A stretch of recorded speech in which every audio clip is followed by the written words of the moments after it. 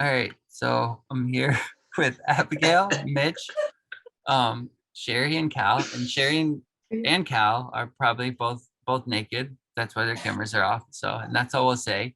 And we're just gonna dig into scripture, and they'll chime in and let us know when we're wrong and stuff like that. So, what And was that? just to clarify, Jason, I'm in Canada and Cal is in the United States of America. Okay. So our nakedness is, Oh, Not related. That is a good thing to clarify. Yeah. Naked as a jaybird was the term that was See used. that? I thought that was a very southern United States kind of phrase, but I guess not. Naked as a jaybird. Yeah, where did that come from? That's an interesting phrase for someone to come up with. So what's that bear you held up, Abigail? Oh yes, this is Gree. Gregory. So the other day I was walking home and I saw him in a tree, like all wet and muddy. So I was like, no one else is gonna take this bear home. So I did. I washed him off, and I've literally been holding this bear like all day for the past week. It's surprisingly comforting. What an interesting find. A stuffed bear in a tree.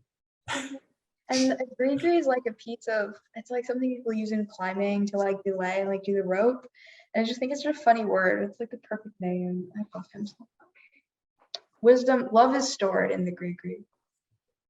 Nice. Well, so do we want to do Ecclesiastes, I guess? Look at that.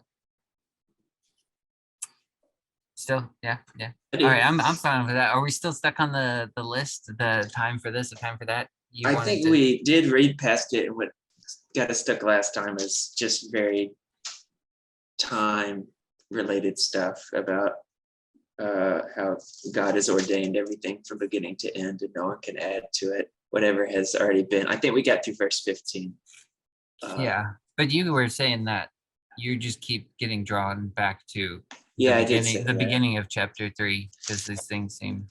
But it got so ugly last time that I don't even know. We may just I thought it was great. Come back to it as we see fit. We could read 15 through the remainder. Okay. Yeah. It's your turn, I think. All right, fine. Or Abigail can read it, or she's got it memorized in song. That's right. Well, I can read it if you want, unless you want to. It's up to you. All right, I'll go ahead. All right, that as you said, 15 is where we're at.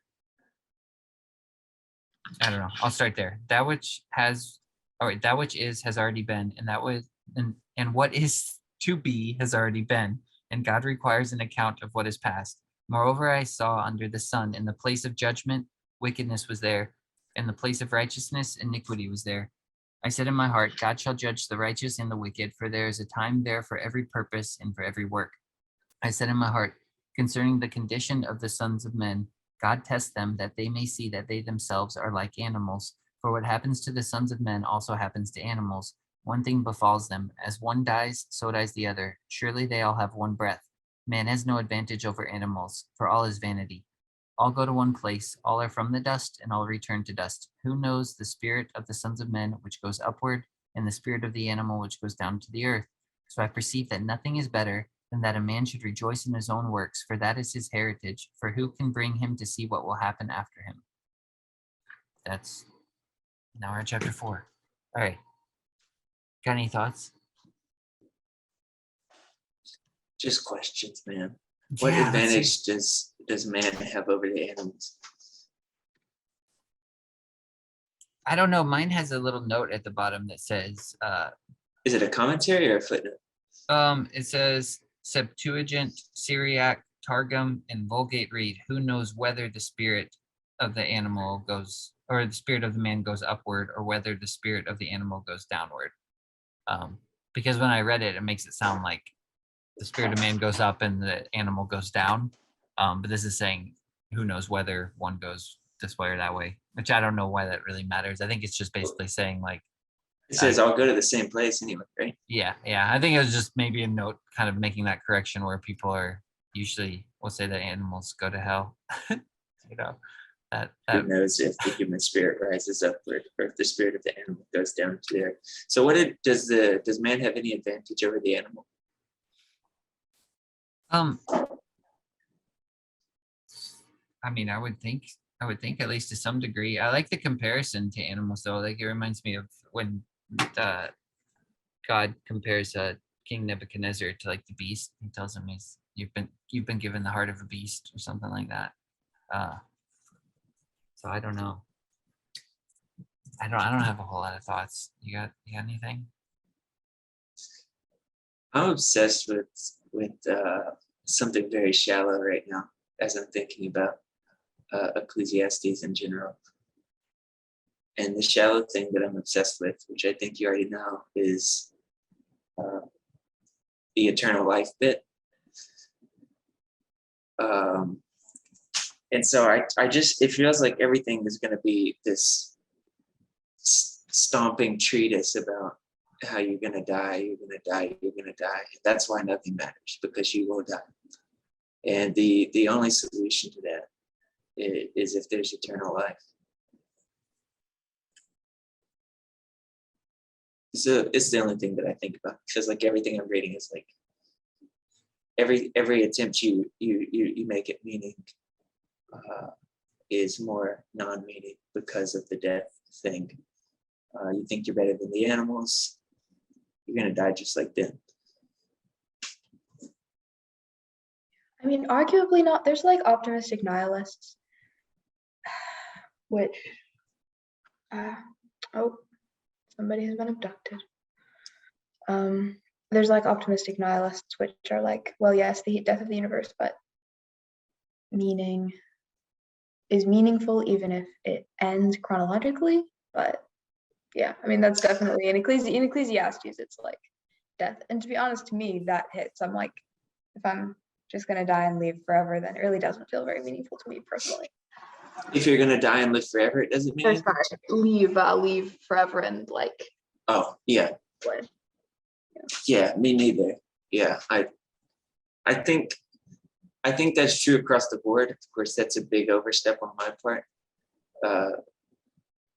But my feeling is that's probably true across the board for everyone. I That if think you so. don't, There's some people who genuinely aren't bothered by like. yeah, this is my terrible thing that I say, is that they actually are, which is enormously hubristic of me to say that. Like, but Maybe. yeah. So I'm stuck there. I'm stuck on the eternal life thing. There's people who say that eternal life is, because to me this gets more into just like not just death versus an infinite extended linear lifetime, but like time itself, seeing time less in a linear way, in a chronological way, but in a more seeing time more like space. But is that impersonal in that model? Mm-hmm. Is there still a personal like soul in that model that's continuing in the outside of linear time? To me, I think that there is. Yeah. And I think, wait, what was? You're Oh yeah, saying- eternal life being a quality and not, or like eternal life being primarily not about the like infinite extended linear time, even though yes, technically, but it being about more of like a quality in a certain way, which is sort of sounds like a platitude and I don't quite understand it, but there are some times when I think I know what they're talking about. Like it's a certain immediacy and a certain like, if you're living like at a certain depth of reality, the experience is like one of eternity, even though things are always changing. It's like, I don't know. Yeah, Jason shared that with me before and others. But this is exactly why I'm calling the position I'm putting forward a little shallow, is because it's saying like, no, it has to be like ongoing number of days. Like this is the thing, it has to be. And I don't see a way in which there's fulfillment without that. And I think that might be what the teacher in Ecclesiastes is saying too. I think there's probably something to that. Like I'm hesitant. I thought so Cal, I need your help. Quantitatively. Speech therapist here. No, Quantitative. like I start to swing so hard to the other side to where it's like all I really try to see things in a more quality aspect. And then I need to be careful not to go in too far into the ditch that way either, because I do think there's both working together. So it is it is an endless number of days as well, I think. But it's just like yeah, it's like I mean like where people describe it as a spiral, right? It's just like it's endless in that way. It's just a pattern repeating it over and over. Is the spiral model personal? What do you mean by that exactly? Is there room for a personal soul in the spiral model? Why wouldn't there be? What do you mean? I don't know. So when you're talking about a spiral, is it history repeating itself, or is it I don't think it's I mean I don't necessarily is it kind of a reincarnation kind of thing? Reincarnation, like you come back to earth and repeat. Like how is the personal soul continuing in that cycle? Oh, I see what you're saying. Yeah, I don't know. This may be kind of related to what we just talked about with Jed too. It's like that because we were talking about even people are trying to upload their consciousness now and things like that into forms of technology. And he was saying he held up a book and he was like, people have been doing this already with like leaving books behind. So in a way, you're leaving a part of your soul behind in that way, and then it's even being embedded in a larger body. If you think But it's about not George, consciousness, is it? no, but I wonder how much it's related to like because like even with George MacDonald, like he has a portion in everybody that reads his work now, and he's like almost his soul is in a way kind of I guess you could maybe argue is being reincarnated within other people that are at least a portion of what his intelligence, I guess you could say, is being imparted into other people and being reincarnated in that way. But Poetically, yeah, that hits. Yeah, I guess. I mean, poetically it hits. It just doesn't seem to have anything to do with George himself. Poor George. It was all vain for him in the end because he died. So while he might have enjoyed the sense looking forward in the days preceding his death, that people his ideas and stories might live on through people and his specific thoughts, he doesn't get to enjoy it. And it's like he said earlier, it's like, who will know if the next king is going to rule in the same good way? It's just George could be like, who's going to know if people are going to throw my books in the trash heap and never pick them up? And it's like, because I can't know that, because I'm going to die, it's vanity. It sounds so bleak, man. Well, I don't think it's bleak. And the reason I don't think it's bleak is because I'm personally convicted that there is eternal life. And it is a personal, individual soul eternities. Yeah, but can you say more about that then? Because I mean, I would agree that I think it is personal as well as like communal, but why is it not bleak if he's Well, if the problem that's causing the bleakness is death, then death being destroyed and eternal life being offered is the solution to the bleakness. I read Hebrews today, and I liked in 8 where it said, the ministry Jesus received is superior to theirs, as the covenant of which he is a mediator is superior to the old one, since the new covenant is established on better promises. And if you think about the promises of the old covenant, it was that you would live long and prosper, basically. But the teacher in Ecclesiastes, the preacher, is saying, yeah, I prospered, and I have X amount of days, but it's still meaningless if you think it all the way through. because I can't know what's going to come after me, and I can't live to enjoy it, and I can't live to see how people are going to treat the work that I've left behind. Do you think the And- meaninglessness like bleeds over into like after he dies, or do you think it's just under the sun? I think it's meaningless if he truly dies. Like in memory, you mean? I mean, well? if his personal consciousness ceases to be. But if his personal consciousness goes on, then there is true meaning.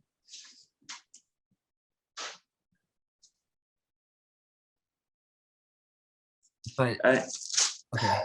So like in Hebrews 11 too, it was saying, or in 11, Hebrews 11, it was saying, or in 12 rather, maybe it was, no, it was 11. It was saying that, To look for the city that have foundations. Is it that yeah, part? yeah, kind of, yeah. And they were at Abraham, because it was saying, and so from this one man, and he is as good as dead, came descendants as numerous as the stars in the sky, and countless in sin on the seashore.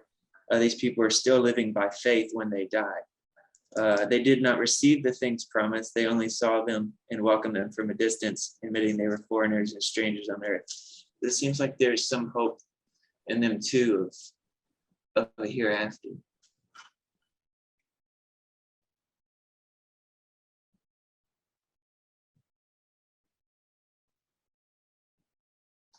Long silence. I don't know. I So always that I'm getting obsessed with something that it may seem really shallow, but I think it's like the turnkey here. I don't think that the Jews believed in that kind of an afterlife. Well, from what I've heard, never mind, I don't know enough about Judaism to say for sure, but I know that it wasn't a big focus of theirs, and that sort of more vague than the Christian ideas specifically of like resurrection. Although, as far as I remember, Judaism does have a concept, both Judaism, Christianity, and Islam do. Of resurrection of the dead. Resurrection. Yeah, Right. and I think it even goes on, like when he was being asked to sacrifice Isaac, Abraham reasoned that God could even raise the dead. Yeah. So there was the faith is always nested in this notion of a hereafter, and all suffering is like tied to some reward over and over again. it's tied to like a glory that comes after or something. Mm-hmm. Like the first serving the second, right? The old Adam is like serving the new man. The old man serves the new man or something. The man of clay serves the heavenly man. What was that comment I got from one of our? I thought it was really good. It was saying something like that, like the Adam, this man, the first man, is the firstborn, and the older shall serve the younger.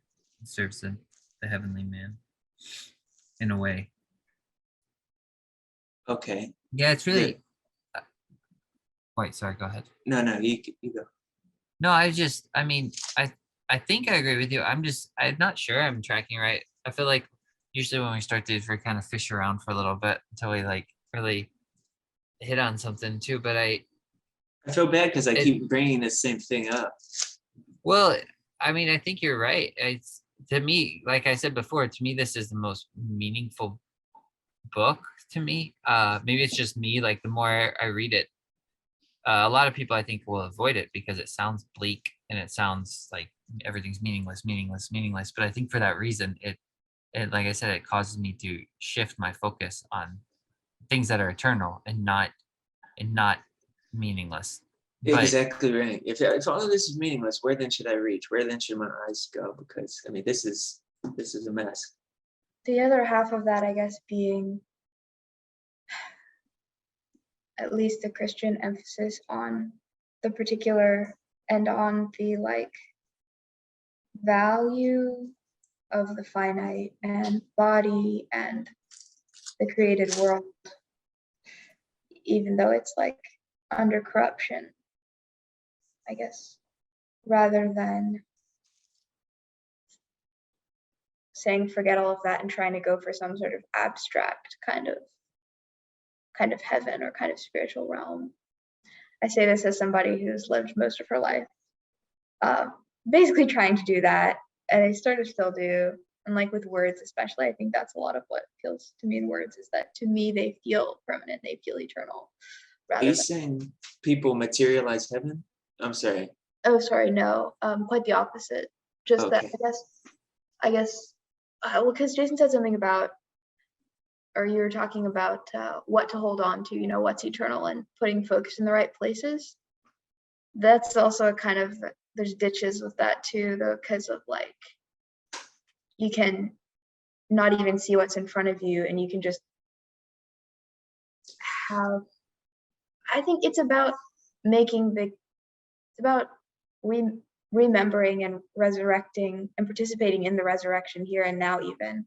So taking the things that are finite and that we don't want to lose and like preserving them in a way and remembering them.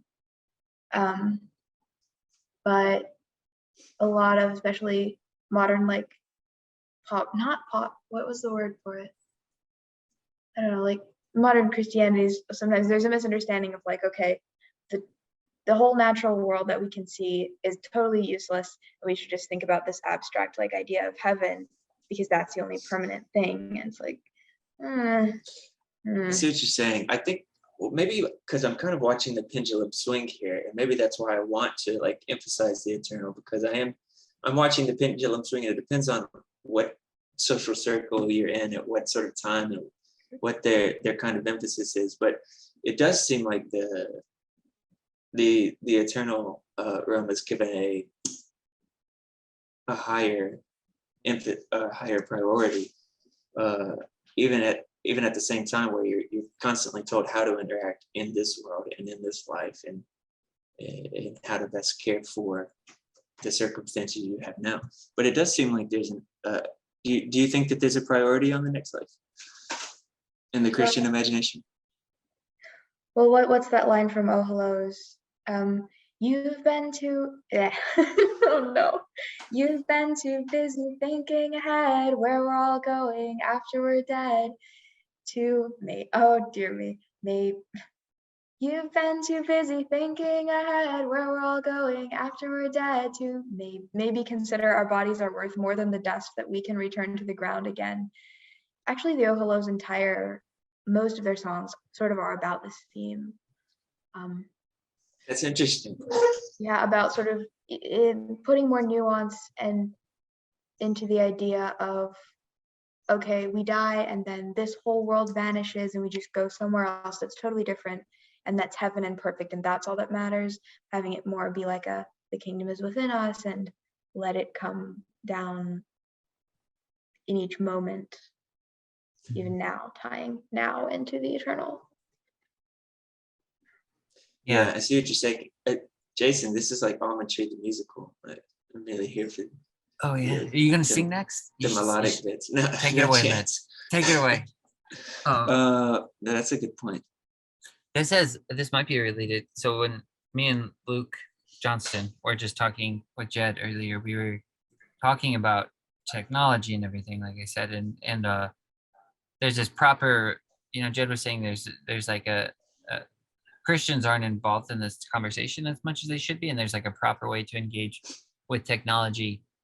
And I told him I'm gonna have to like almost like rework that definition in my head, because it seems when I think technology, I think of something very mechanical, but it's like I need to get back to this idea he was bringing up was, and I think it was either Luke or Jed, one of them said the phrase like sacramental, and where everything is sacred. So everything here, everything that is in Ecclesiastes, everything that is under the sun is sacramental.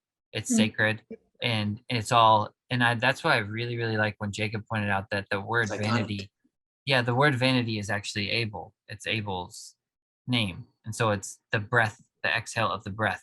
So everything here is sacramental. It's a sacrifice, and it's precious and holy in that way. But it is the exhale of the breath, and so even our flesh is like the first technology we get from God is he clothes us with skin, right? He gives us garments of skin, and that's like the first garment of skin, the first covering you get. And then we're adding more and more onto that. So like you would cut down a tree to build a house, but even that tree and you cutting down the tree, it's sacramental. And ultimately that house is fleeting, the tree is fleeting, but you still engage in it in this weird communal way. But it's reverent and it's holy, and it's the dust, the dust of your feet, the dust you're made of is the same dust you're made of, and it's like it's all sacramental. Does that make sense? That makes And a it's lot of sense. and it's I all think that's a able. great analogy. It might, it sounds to me like what you're saying, you have to correct me, is, well, it reminds me, and Hebrews is covering a lot of what I'm thinking about this right now. By calling this covenant new, he's made the first one obsolete, and what is obsolete and outdated will soon disappear. But it was like totally sacred in its time. It's like, everything is so valuable. It's very precise in its ornamentation and its processes, extremely sacred, but I think ultimately passing away. You get in Hebrews 12:2, once more I'll shake not only the earth but also the heavens. The word once more indicated the removing of what can be shaken, that is created things, so that what cannot be shaken may remain. Therefore, since we are receiving the kingdom that cannot be shaken, let us be thankful and so worship God acceptably with reverence and awe, for our God is consuming fire. Yeah, the sacramental thing seems like a really good analogy. Yeah, and it's interesting because he says, what is it in Hebrews where he says the blood of Abel still speaks? Yeah, that's So right. it's Yeah. like What do you make of that? it's Ecclesiastes, like everything's crying out Abel, Abel, Abel, Abel. Everything's crying out to be reconciled with God, because everything's having to pass through death, and so everything on earth is Abel, Abel crying out. I mean, I think it works on just the simple fact that Abel's blood went back into the earth and everything, but I think it works on that multifaceted level too, is where everything is sacramental ultimately, and you offer up your body as a living sacrifice type thing. That's right, man. And then the blood of Christ speaks a better word than the blood of Abel. It's the old covenant versus the new covenant. That is to say, the old covenant is to everything under the sun, as the new covenant is to new heaven and new earth. Okay, here's a thought, because I haven't read Ecclesiastes for, like, I don't know, a long time, 40 years, something like that. But I recently heard that the book of Job, my favorite book, initiates all of the wisdom literature. So it always stood before all the rest: Psalms, Proverbs, Ecclesiastes, right?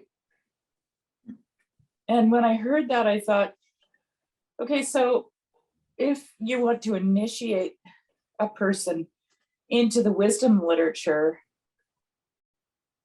what exactly, and I'm just throwing this question out there, what exactly do you want them to understand about the rest of it that's coming by what they read in the book of Job? Like, what is it that the book of Job is saying that is preparing the hearer for the rest of that wisdom literature? It's the most comprehensive narrative that speaks to the fear of the Lord and to his ultimate authority and to his place. It's the perfect place to start, really. Well, there's that, but I think what it is that you really don't know anything. That's really it. You really don't know anything, and it seems to me, from what I remember from reading Ecclesiastes, and it's been a long time, that is essentially the conclusion that that he comes to, is that, oh shit, I really don't know anything. Yeah. I don't know anything. But and I'll just say this, and then you guys can continue on. But one of the things that always struck me about Ecclesiastes, I was like, wait a minute, isn't that fornication? Aren't you ew? Like, how come, what? Nobody's saying anything about this stuff? It's okay? That's what I was doing, reading Ecclesiastes once upon a time, right? And then going, oh, okay, but it's good, it's okay that he went through all that, because in the end he realizes that he wasn't really satisfied. So Sunday school answer, only Jesus satisfies you, right?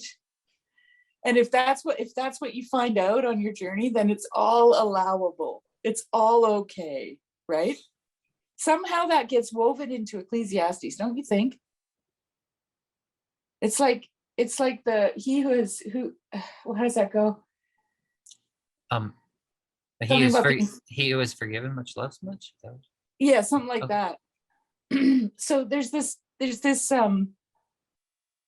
it's always bothered me. I don't know if you can tell, but there's this little badge of honor, for the great sinner. Yeah. But what about the mediocre sinner? Like, where does he go?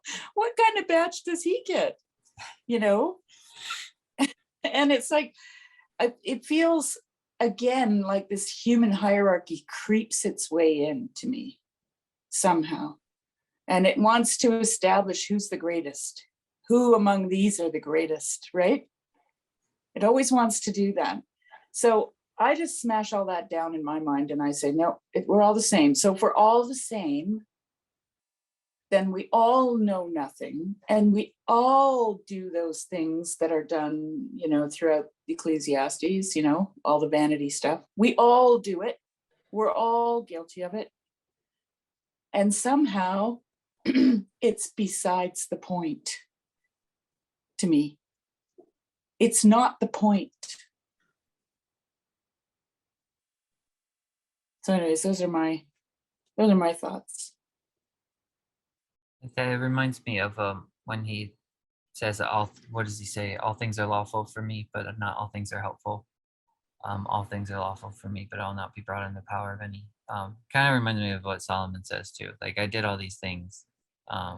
Yeah, I engaged in all these things, and yeah, it's not really the promises of God extend all of that sort of thing. The promise of his love goes beyond all of that. Yeah, there's something about this. Something about our desire to judge between good and evil, and and that hierarchy that I was talking about, right? Yeah. And that seems to me to be some kind of human penchant, just got to do it, just can't help it, Yeah. that kind of thing, and so I always want to ask the question, okay, so here's what for me, what it boils down to is, if Job is initiating me into this wisdom, and the book of Job is telling me that I don't know anything, and even if I ask, I'm not going to get the answer that I want, because Job doesn't get an answer. This is the thing. So, and then you have to traipse through Psalms, Proverbs, Ecclesiastes, Song of Songs, right? So I don't know. You're more familiar with the books, Jason, than I am. That proceed after Job, right? But I think it would be interesting for you to keep in mind just what God is doing to you. If it's an initiatory book, then you are an initiate, and you are being initiated into something. Okay, so there's a gateway there that you're moving through. And as far as I know, in ancient times, initiates were initiated into mystery, right? That's what they were initiated into. Yeah, there seems to be. And mystery doesn't mean it's something you can't understand, so you just have to go with it. That's not what it means, okay? Mystery means that it's deeper than you can imagine. Mhm. And it's all knowable. Yeah, it's like that. What's that? That Levi commercial, that Levi jeans commercial, that was so awesome. And it was just really short. And it was like go forth or something. It was just people running in their jeans into the dark woods. I was like, this is so cool. That's what it reminds me of.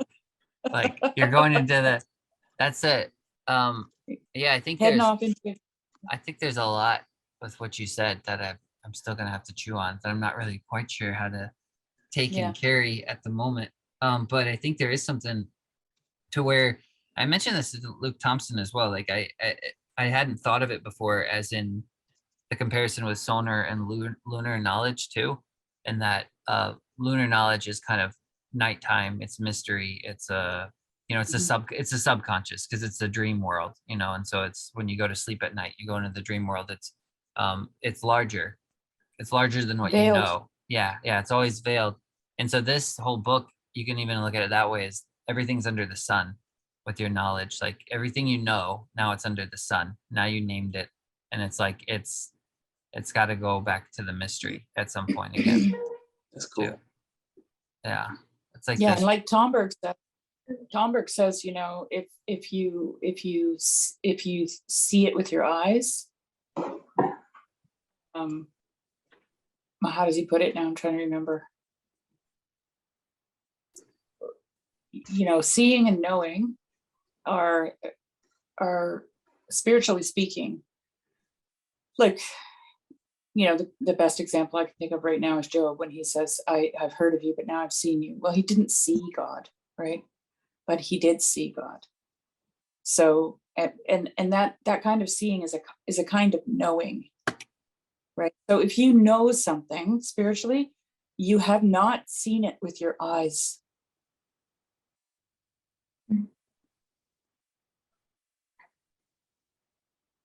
That's really important to remember. Could I ask a question to go on that? If you know something spiritually, I think this is related to like where, and Luke, like in our signal group, Luke was kind of saying the same thing. I think it was similar. So he was saying like you intuit something, and that intuition is always greater than your knowing. But even still, when you see something without seeing it in your eyes, can you see facets of it with your eyes, like where Job said, yeah. sorry, where Job said he saw God, he could maybe look at his neighbor and see, okay, I see God, and like, does my question even make sense? Well, yeah. I mean, the way Job starts to see God is he starts to see what I call glimpses. Mm. So he says, what if there's life after death? He gets, right, which nobody before him ever had, right? So that it's like it's out of the blue. Like George MacDonald talks about, and there your thought stands before you and you wonder where it came from, right? It's a gift. And that's what happens to Job. Job's like, what if there's life after death? And all his friends are just like, blasphemy, right? And then he says something like, what if, because they talked about the tree being chopped down, right? The dead tree being chopped down. And and then Job says, yeah, but what if that tree trunk sprouts a new branch? And everyone's like, no, it gets ripped out by the roots and thrown into the fire, Job. Like, this is how brutal these people are. Like, there's no sprouts, Job. Forget the sprout idea, okay? Forget the life after death. Forget all that optimism, right? It's not happening. And those are the things that Job, and he sees that. Why does he see it? Because he's seen it. He's seen a sprout growing in a tree trunk, right?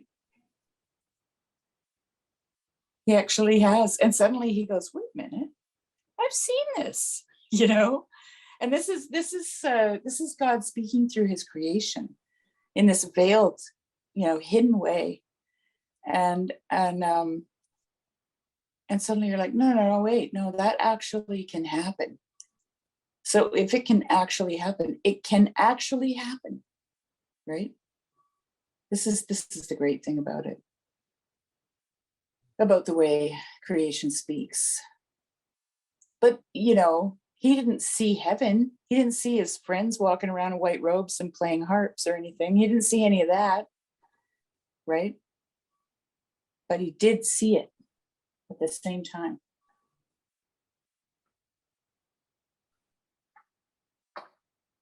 If that makes any sense. I think it does. It does to me. It does, like, where, yeah, in a seeing, as in the deepest form of knowing that you can't deny, or something like that. It's Well, I like you. God, Sorry, like you quoted with George MacDonald, I think is the right way to say it. There, your thought stands before you, and you wonder where it came from. It's like, Yeah. then you see Yeah. it, and yeah, you grab onto it, right? And you can only, like Joe, cling to it like a little life raft, in the sea of chaos. You're like, but I know this, right? Because there it is, there it stands before me. And for some reason it makes more sense than what you can actually see. because the hope goes beyond what you're wrestling with at the moment. Mhm. Yeah, because you're in a like a realm of, we're living in a, I don't know, but everything's veiled in a way. Yeah, it makes sense. I feel like right before we got on here too, I was just telling Mitch how, and you do this sometimes, Sherry, where, like, I gotta pause and, like, think about what you say, because I was saying how in all of John's writing, like in Revelation and the Gospel of John, like, he'll say stuff and then he'll say almost the opposite, and you're like, wait, what? And if you're like, you're not listening, and so you can just sit here and say, he saw it, but he didn't see it. Does that make Yeah. sense? And I'm like, yeah, I guess so. I think maybe. Well, it We're makes like, me I think.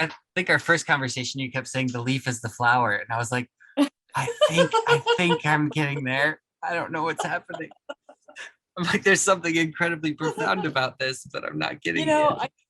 I started listening to Meister Eckhart, and everything he said was just like, it was just like I was going, yeah, yes, oh, of course, yes. And then I thought, wait a minute.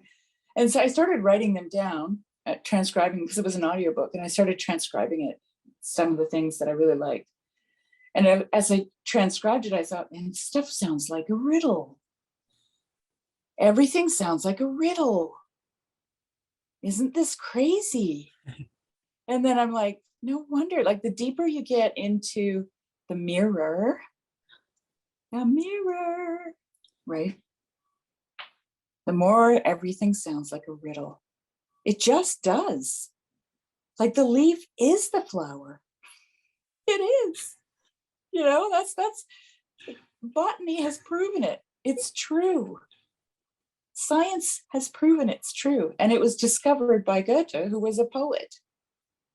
Right? And so anyway, what was I saying? Yeah, I just realized that, and a lot of wisdom literature sounds like this, Buddhism, and I don't know very much about Hinduism or anything, but a lot of it sounds, I've been reading the Tao Te Ching, and a lot of it sounds like riddles, right? So, and I don't know, I'm just thinking out loud, but to me, I think the reason that happens is because it is a reconciliation of all things. Okay, it is an apokatastasis, and an apokatastasis is a paradox, because it has to be, because it takes all of the opposites and reconciles them together. So think about that. And the closer you get to the center of that, the more it sounds like a riddle. Sherry, what's your favorite Meister Eckhart quote? Oh, a favorite? Yeah. Well, there's that Eye of God one. I can't quote, I'm not really good at quoting them offhand. But there's this other one here that I'm just looking for it because it's so worth, well, there's two. One of them is this: you will not find me in the usual places. Come to the desert if you'd like to see. Look where you might become lost for a while. There is a wide wilderness in me. That is a very, very much a favorite. That's fantastic. My favorite is, if I am this or that, I am not all things. Yes. Yes. So many of those. Do you have a favorite Tao quote? No, I don't have them memorized enough. But here's another one. When you are really free, you will no longer pine away for freedom. You will be present in this moment. You will be happy to follow God alone in the light that shows us where we are. And, when you are really free, you will no longer pine away for freedom. Mhm. Yeah. And then this one: to someone with God, there is happy discomfort. There is glad darkness. There is joyful grieving. There is a lack of nothing, and that lack that is nothing is otherwise hard to find. I thought of you when I read that one, Cal. I sure haven't found it. There is a lack of nothing, and that lack that is nothing is otherwise hard to find. So if you go backwards in that thought that he has, I think what he's saying is that the place that you find it is in the happy discomfort and the glad darkness and the joyful grieving. Mhm. I think. Sounds like riddles. But anyway, Mhm. right? Yeah. See what I mean? Yeah. You're like, what the? But then Yeah. it makes sense. It makes sense when you get close to the heart, the center of the paradox, right? Because that's where everything is reconciled together. See, apokatastasis is not about you feeling good about where you are. It has nothing to do with you. It's about the reconciliation of all things.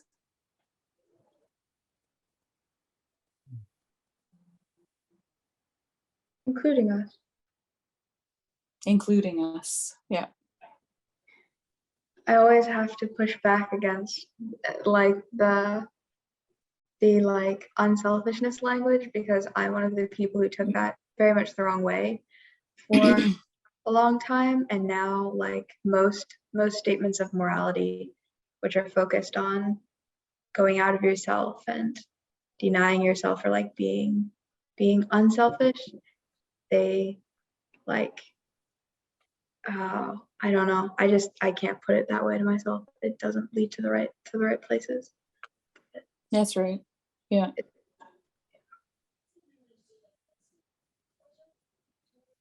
Yeah. But that's so true about like paradoxes, and it goes back to like thesis, antithesis, synthesis, and stuff too. I don't know. We want there to be like one answer, or it's hard to accept complexity, or even just like feeling multiple ways about a situation, or that changing over time, and like just understanding that differences really are contained in a deeper unity, and like it's okay for things to be paradoxical. If you can start having fun with it, then life becomes a lot less frustrating. Yeah. Well, at the risk of So- considerable oversimplification, it's like the dialectic is the Tao, is the reconciliation of opposites, Yeah. is this period. Yep, that's right. It's all that. And Cal, I've been thinking about this, it's the reason we can't see God. It's the reason we can't see his face and live, right? Because it's the chaos out of which we were created, in a sense. Yeah, in a sense, because if it's absolute, then it's both X and not X, right? Yeah, it contains My, everything. my favorite line from the Tao is it's. I mean, I'm somewhat unsure of this translation or this rendering into English, but the one that I like says, "Know the white, but keep to the black." Yeah, You can't know it, but you can be it. yeah. That's Something like interesting. that in Ecclesiastes, like is good to grasp the one and not let go of the other, kind of thing. Maybe it's not related. It just sounds like it. It's Say good to that grab. again? Yeah, say that again.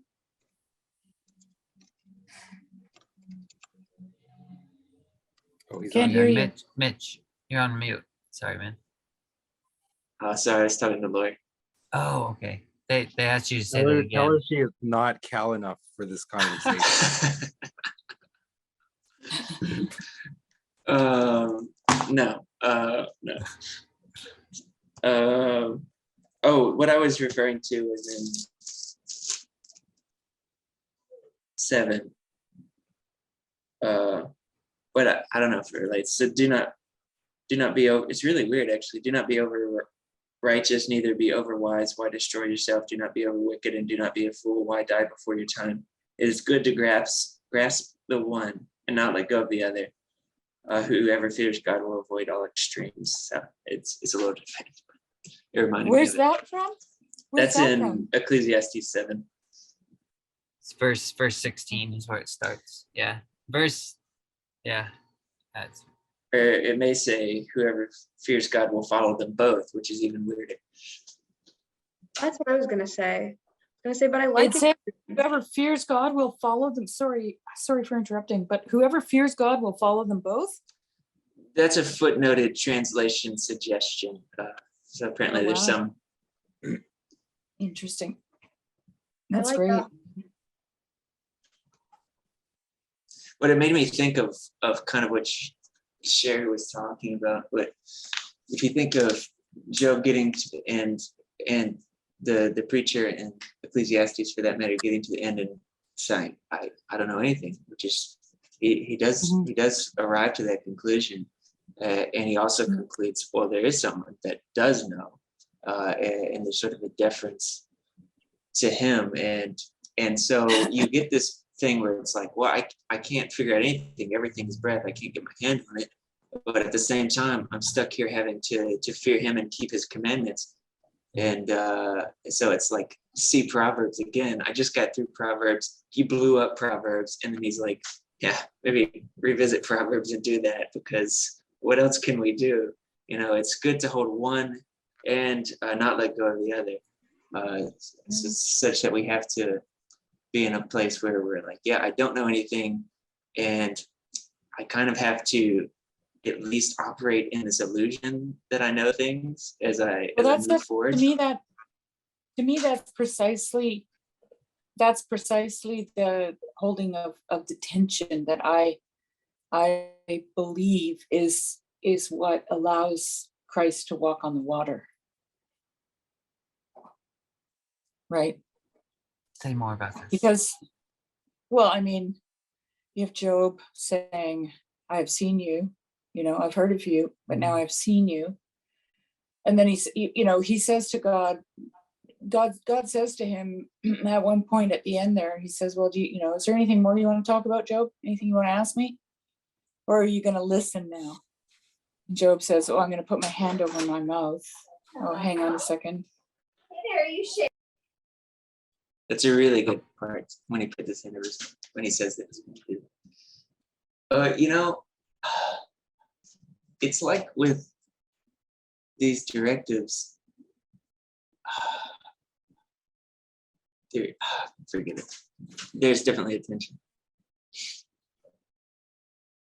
On a slightly unrelated note, just remembered this lovely image. I don't know who thought of it, but of Job sort of ends with the hand over the mouth and with him put in silence in front of God. And there's the idea of finally Christ's hand being pierced, almost to let through Job's cry, to let it be heard. And that's super cool. Full answer. It's a beautiful image. Cool. when they talked about it, Sherry and Jess. Jess, yes, sorry. When Sherry and Jess talked about it, it reminded me of Romans when it said on the judgment day, every mouth will be stopped. And it's such a good part in Job. But they showed that it referenced something much earlier that he said, which was super cool too. What, the laying the hand over the mouth thing? From Job 9, actually, I think. Oh, Job okay. 9:3. But it reminded me of Romans 3:19. And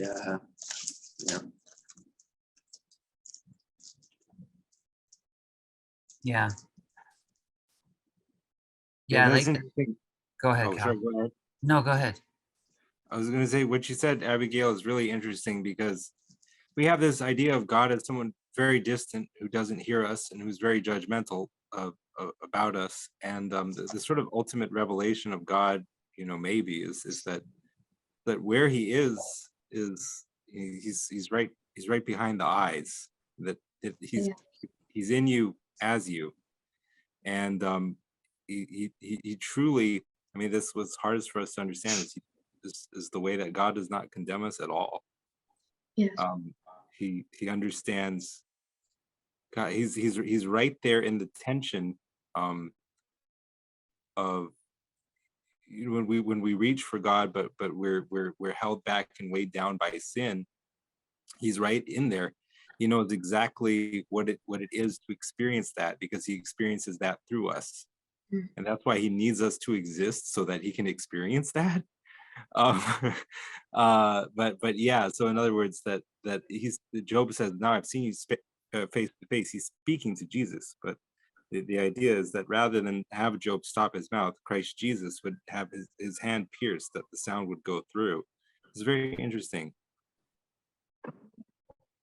Yeah, I know somebody who was converted from atheism, and he, as part of his conversion, he visited a Quaker meeting house or whatever. They would just be very quiet and meditative, and he would sit there and repeat to himself one of, I guess, the sayings that they have: God is closer to me than feet and hands.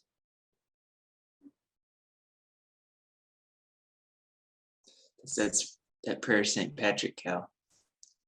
Yeah, it is. And I mean, I had a friend, I mean, he's still around. He just got really bad bone cancer, but he's talking to me about this Indian sage type guy that he liked who called himself I am that.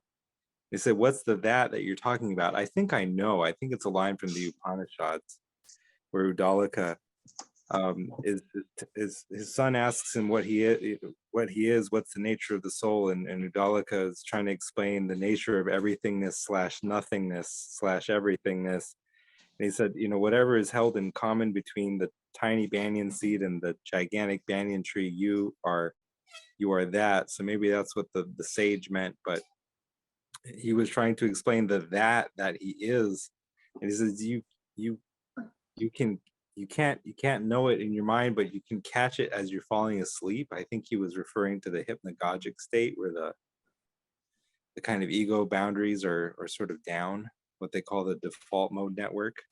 The sense of self sort of dissolving, and the separation between oneself and one's environment dissolves away. I mean, I guess that is similar to what Meister Eckhart meant when he said, "If I'm this or that, I'm not all things." Something about the oneness of God, the kind of unmediated or immediate, like knowing that he is the mystical unity of being, the eternal bliss and knowledge. Anyway, I continue to think we're this or that, though. That's my big problem, I guess. And at least as far as we're concerned. well, the thing about it is that if non-dualism type stuff is true, it's like it's not that you're what because the New Age people have a tendency to speak as though it's like your identity is a false identity and who you really are is God. I don't think that's quite true. I think it's more that God made you in your particularity so that you could use that particularity as a vehicle into the infinity that God is. And does everyone accomplish that? Eventually, probably, but I'm a universalist. You know how I would answer that. I know. I started thinking, and I know I'm behind the times here, I guess, but I started thinking about the condemnation of God today. And it was in the context of Hebrews, when it said, by faith, Noah, when warned about things not yet seen in holy fear, built an ark to save his family. By faith, he condemned the world and became heir of the righteousness that is in keeping with faith. Well, that's very interesting, isn't it? By faith, he condemned the world. What do you think that's all about? Noah, this is talking about. By faith, he condemned the world. Yeah, and so I took it to mean just Who off the cuff. condemned the world? Noah. God the Father or No, Noah? Noah. So, but it says by faith he condemned the world. And so my instant feeling was that, his faith compared to the rest of the world is kind of like a Sodom and Gomorrah thing, like you sometimes talk about, Jason, where it's like next to Sodom and Gomorrah is going to rise up and condemn you because of how bad you are. And so it made me think maybe it's kind of one of those comparison things, because his faith was so great and the rest of the world was without faith, they are condemned. And it made me think of Jesus when he says, I didn't come to condemn the world, or that there is no condemnation in him. And maybe that, well, where does this condemnation come from? Because it seems to be in the picture somewhere. And it made me think maybe it's by comparison to him. Well, I don't know. I think he has to The split. prodigal son condemns himself. The father doesn't condemn him. Mm-hmm. Yeah. I mean, I think what's going on through my head now is like, it's like God has to split. He has to split open the womb. And so then the earth floods or something like that. Like, I guess I'm trying to think of a way to put it. Like, what's condemned is what's not of Christ is what is parasitical. So it's like the Ouroboros, it's the closed circle, it's devouring itself. It's Lilith, it's harlot Babylon. And it's like that has to be split open. And then because otherwise it will consume itself and then you'll have nothing left. So I think to me that is directly, maybe solely related to the unforgivable sin, which is like what Kyle, I think you describe it better than I do. It's just like what it's not that God wouldn't even want to forgive it. It's just that he can't. Like, it's impossible, because it is just the nature of it. I don't know the right language for it. Kyle's better at describing it, but it's like, because I think he even says. One way I have said it is that you need the sentence to be commuted, but the only one who could commute it you have not recognized as a judge.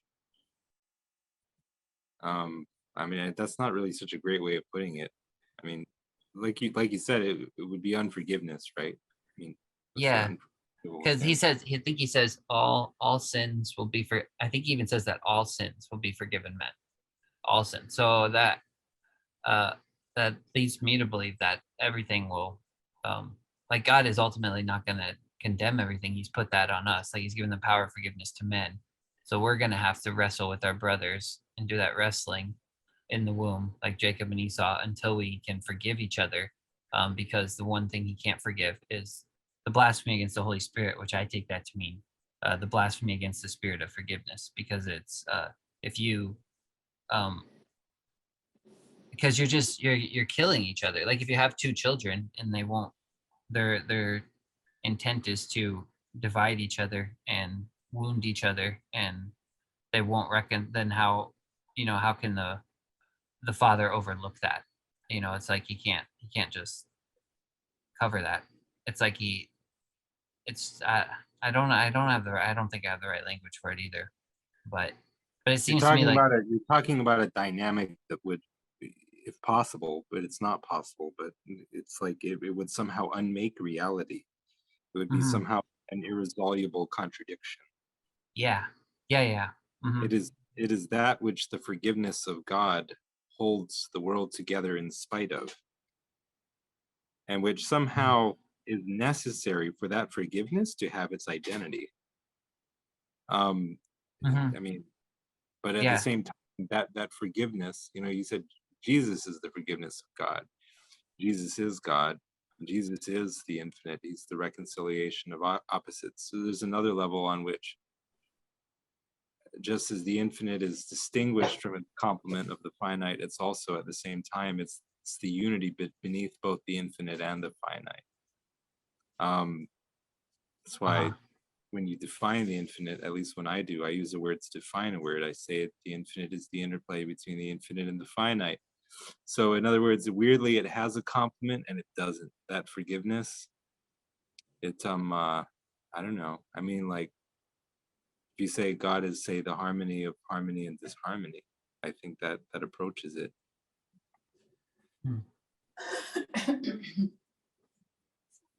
Yeah, I think I mean I always use the word forgiveness, and maybe just unconditional love is a better word. Because I know even talking with Jacob too, he's like he'll say stuff that God if God just wants to forgive you, he'll forgive you. And I think that's true. I just think the way the necessity of forgiveness comes into play when we have the fall. Because when there's a division, when things are divided and the one becomes two, then something has to reconcile them back together. And so to me that's forgiveness if there's an offense. I guess it doesn't have to be forgiveness if it's just already happening under love and there isn't actually a turning away from one another when the two are divided, if they're still looking at one another. But if there's an offense between them, you need something like forgiveness, which is a sacrifice. Because one has to repent, the other has to forgive, and they both have to sacrifice to do that. And so there's a death between both of them in the coming back together, which nobody really wants to do. Like that's what's so hard. Like nobody wants to die ever. It's not pleasant. So Okay, here's a little thought experiment. I think I shared this with Cal a long time ago, but I have a favorite George MacDonald quote. You guys have probably heard me quote it: "Love loves unto purity." Mm. And and I'll just read it as he wrote it. "Nothing is inexorable but love.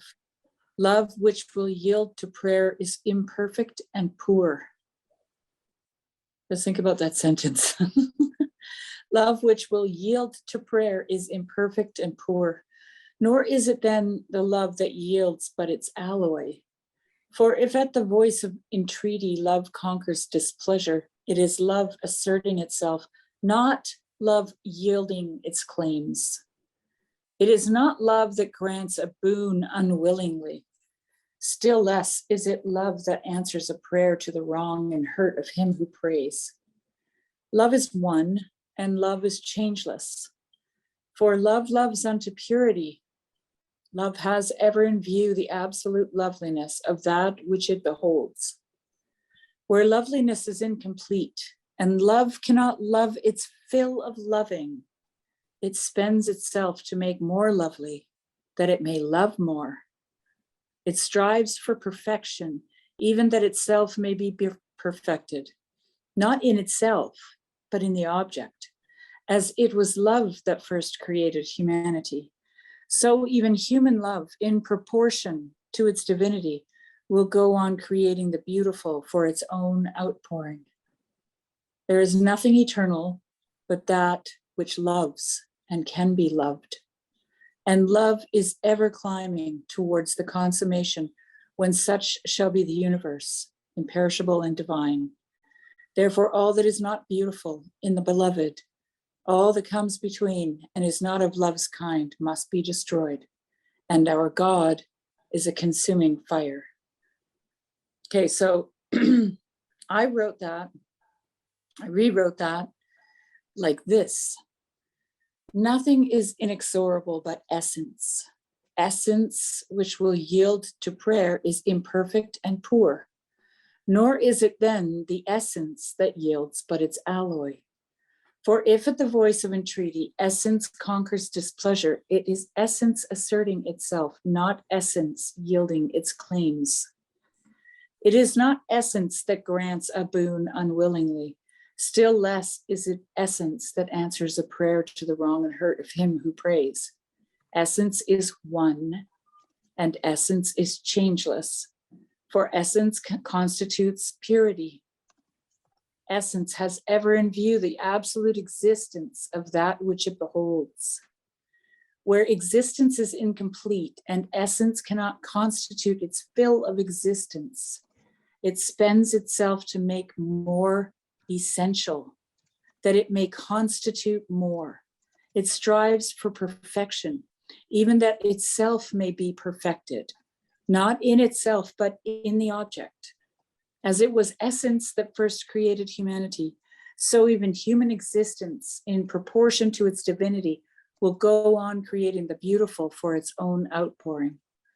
There is nothing eternal but that which exists and can be constituted, and essence is ever climbing toward the consummation when such shall be the universe, imperishable, divine. Therefore, all that is not beautiful in the existent, all that comes between and is not of essence's kind, must be destroyed, and our God is a consuming fire.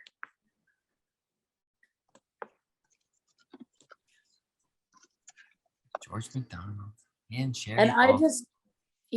just thought it's just, we get so dull of hearing when we hear the word love, Mhm.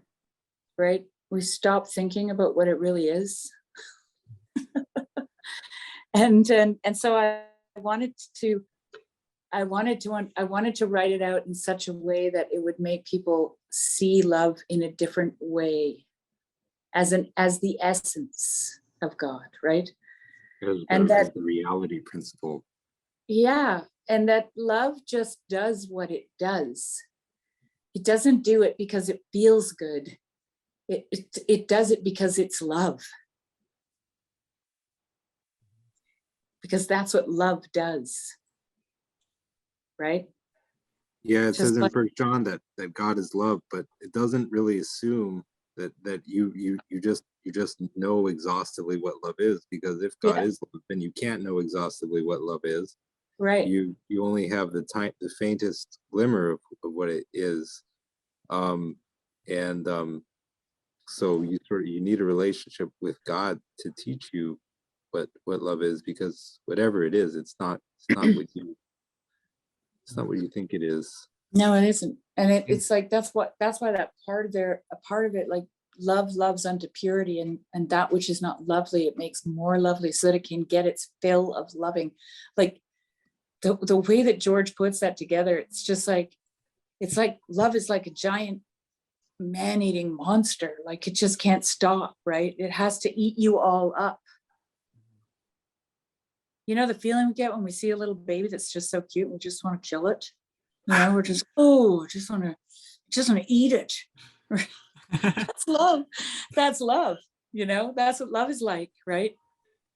It just wants to eat you up.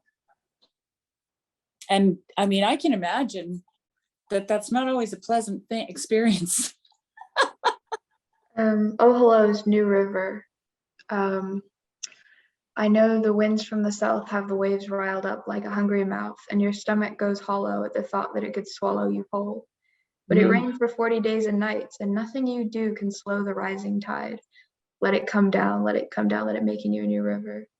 Song basically defines how I think about time. What's that quote? What? What's the song? Oh, that's a song. Oh, you gotta pay attention to lyrics, Cal. You gotta listen to it's the called lyrics. New River by the Oh Hellos. The Oh Hellos are great. Love them. I love how you love that quote by George, and I love how you've rewritten it because it makes sense both ways. It also like brings in like beauty and existence and like love. And I think to put the two side by side, if you read analysis like quality, or if you read like mystical comparative religions type stuff, they talk about certain systems will put things more in quote unquote more personal or impersonal terms, talking more about like love and like the will versus talking about like exist. In the more Eastern religions, it tends to be more in terms of like existence and like understanding and knowledge. But Yeah. juxtaposing these quotes, it's really the same idea that they're talking about. And it's equally personal. It's just like, you can put it Yeah. both. Yeah. They say that English is a do language, but Japanese is a be language. Yeah. Wow. A having and a being one. Having and being modes, eh, Cal? I actually asked Cal about the word constitute in there. And I couldn't think of a better word. It's good. And see what's so great, and Cal agreed. He said he couldn't think of a better word either at the time. And what's so great about that word is it kind of encompasses the whole idea of the one and the many. Eh? When something is constituted, it is made up of many, it's a one thing made of many parts. And that's what we are as individuals and as a body. Like, Oh, and that actually is another thing that connects to that quote. I loved, you said or somebody said, whatever the tree, the seed has in common with the tree, that's what you are. That's what your soul is. Okay, I'm sorry, but this reminds me of a Jordan Peterson quote. Identify yourself as the part of you that learns and changes. That's a lot of it's not as good of a way of putting it, but I think it's getting at the same point. But anyway, Yeah, I it's the guess part that mediates between chaos and order, or heaven, i.e. Jesus. I think that gets back to Mitchell's question about we're just thinking about what does it mean if the soul is eternal? What does it mean to be one consistent entity across time? It's the same sort of question as what it means to be one gestalt, one thing made of many parts. It's just applying that to time. Yeah, composite phenomena. Every composite phenomena has an essence that is nothingness, and that is somehow a necessary condition for its having a stable identity over time. Yeah, it is. That's exactly what Meister Eckhart's talking about when he says that. When he says there is a lack of nothing, and that lack that is nothing is otherwise hard to find. It's a wink, wink, nudge, nudge at the end. What do we mean? I'm sorry. That's what he's like, that's what you're looking for, isn't it? Huh? What do you think? You don't even know it.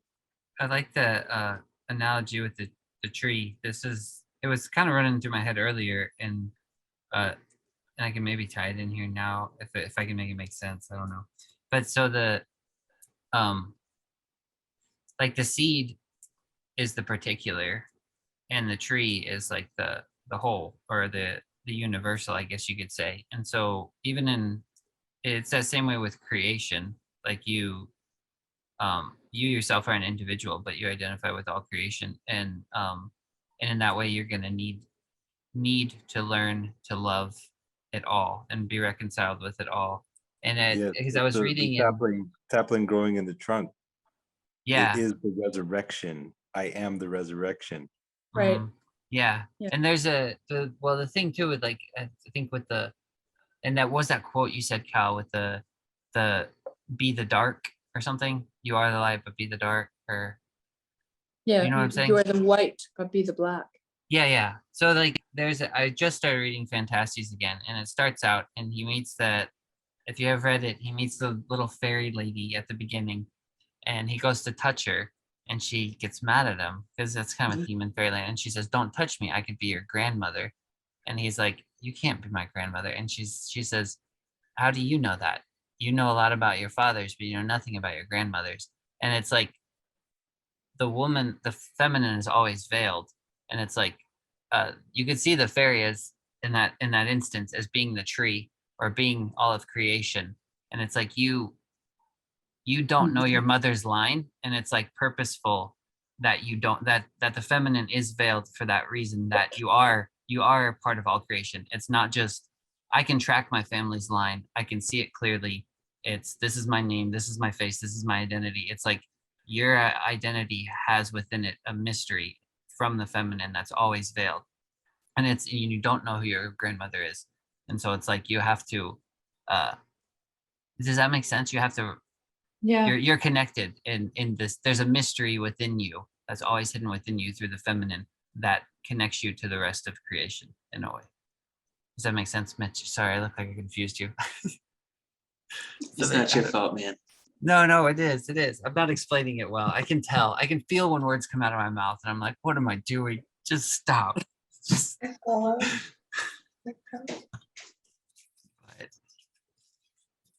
Well, I think that's right, actually, Jason, because the divine feminine is Sophia, and Sophia is,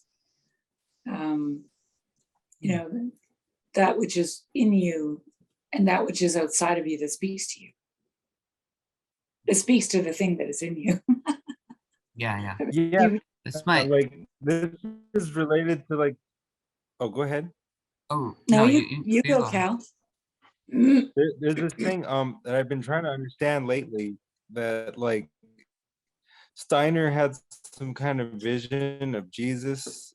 He said that when the blood started to flow from the wounds into the ground, it meant that whatever could previously reach the earth only as light was now joining the entire creation, down to the level of, soil and dirt. It's to itself. It was entering creation into the depths of the earth. And that's something Nate was trying to tell me about the other day. He said that Jordan Wood's account of something or other, Maximus and hypostasis and all that kind of stuff, he said it did not involve a kind of Sophianic redemption of matter, he said. We're trying to understand that. Well, but certainly if it's only reaching the sorry. Oh no, go ahead. Well, if it's only reaching the earth as light, you see that's a kind of distant masculine principle. If it's entering the dark earth in which the mystery of life germinates, then it is effecting total union. It is joining everything through the aspect of the unknown or the dark or the feminine, where creation is the feminine to God, that which he will know at any price. Right. This is his beloved. And well, I don't know precisely what Steiner talks about, but I think Bulgakov actually got the idea from Steiner. Oh, hang on a second.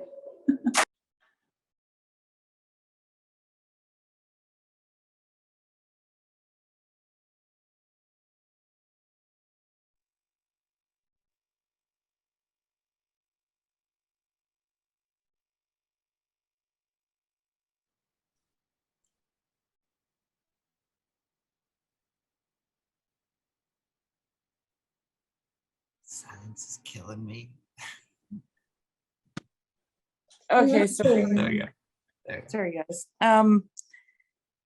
Bulgakov talks about the blood and the water that comes from the side of Christ on the cross as sacramentalizing the whole earth, so that all of creation becomes a sacrament. And all I can say personally to that is amen, because to me, that is how I perceive creation, as a sacrament. So that when I participate in creation, in God's creation, that I'm actually participating in a sacrament. That's how it feels.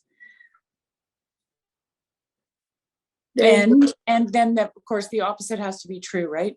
That if you are being irreverent with the earth, then you are being irreverent with it, with an actual sacrament, which, Lord have mercy, that's all I could say. I was hearing about these people once. It was actually funny. It was at church I used to go to. They were just talking about how out west they'll mine by like using acid or something, stripping away like the hills and just entire mountains, like melting them. I'm like, oh, it's like violating, definitely. Mhm. But that goes back, that's what you're really tying back to the other thing that we were saying about Ecclesiastes, Jason, about like everything being a sacrament. Mhm. Yeah, I heard you guys talking about that earlier. Yeah. That's good. That's what it is. This is why Rilke says he's so good. He used like the tiniest little line with the simplest little words in it. And the point is to live everything. It's good. Why? Because you're living in a sacrament. Your life is a sacrament. Everything around you is a sacrament. You are involved in a like a divine liturgy every morning, every time you open your eyes. That feels like the book of Ecclesiastes too. That quote you just said, the point is to live everything, because he does this wave. It feels like a wave in Ecclesiastes. It's like everything is vanity, vanity. It's all able, able. And then he says, enjoy it, like eat, drink, be merry, live it. Live. But yeah, but realize it's all able. It's all, yeah. Mhm. What do you think Rilke really was at the heart of what he was saying when he said the point is to live everything?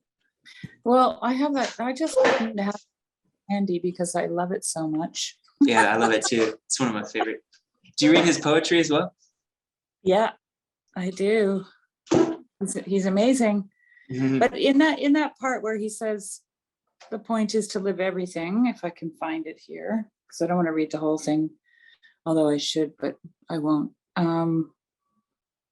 He says, if your daily life seems poor, do not blame it. Blame yourself that you are not poet enough to call forth its riches. Oh, burn. For the Creator, there is no poverty. The deepest experience of the Creator is feminine, for it is experience of receiving and bearing. Be patient toward all that is unsolved in your heart and try to love the questions themselves, like locked rooms and like books that are now written in a very foreign tongue. Do not now seek the answers which cannot be given you because you would not be able to live them. And the point is to live everything. Live the questions now. Perhaps you will then gradually, without noticing it, live along some distant day into the answer. And so, you know, there's another MacDonald quote here. I'll see if I kept it. I don't know how to look it up here. Let me see. It's a conversation from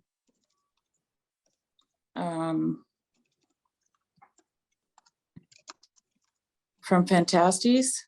No, The Wise Woman. Maybe that's where I have it under. The Wise Woman. And it just matches that Rilke quote so well. Because he says, live the questions now, right? So, and you think, well, how do you live a question? And that's what this is about. This is from The Wise Woman.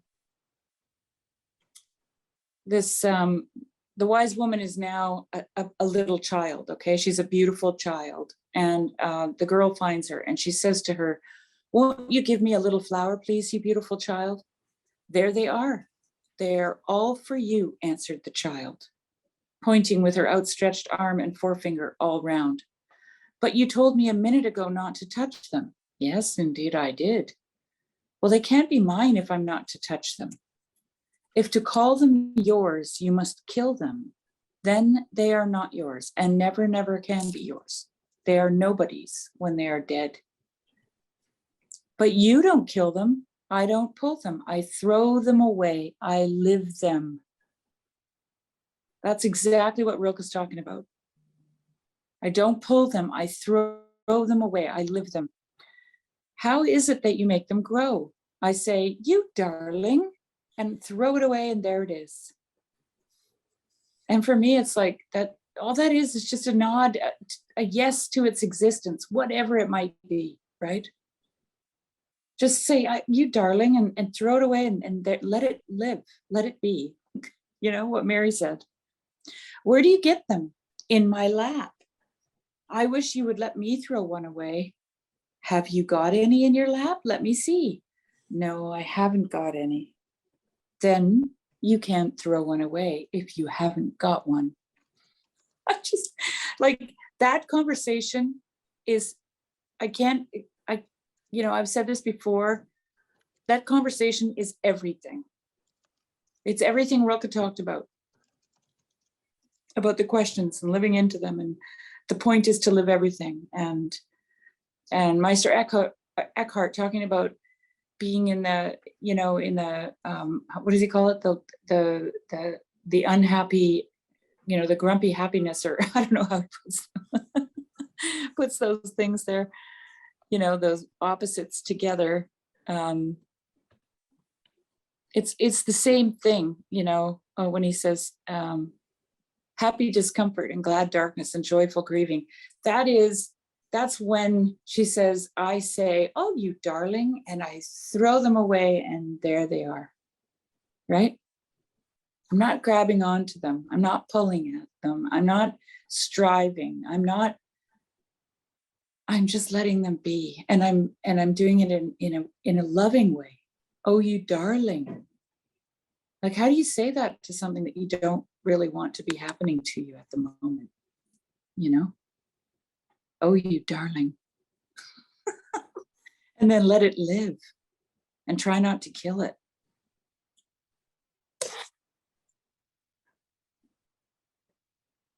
Is there nothing you should kill?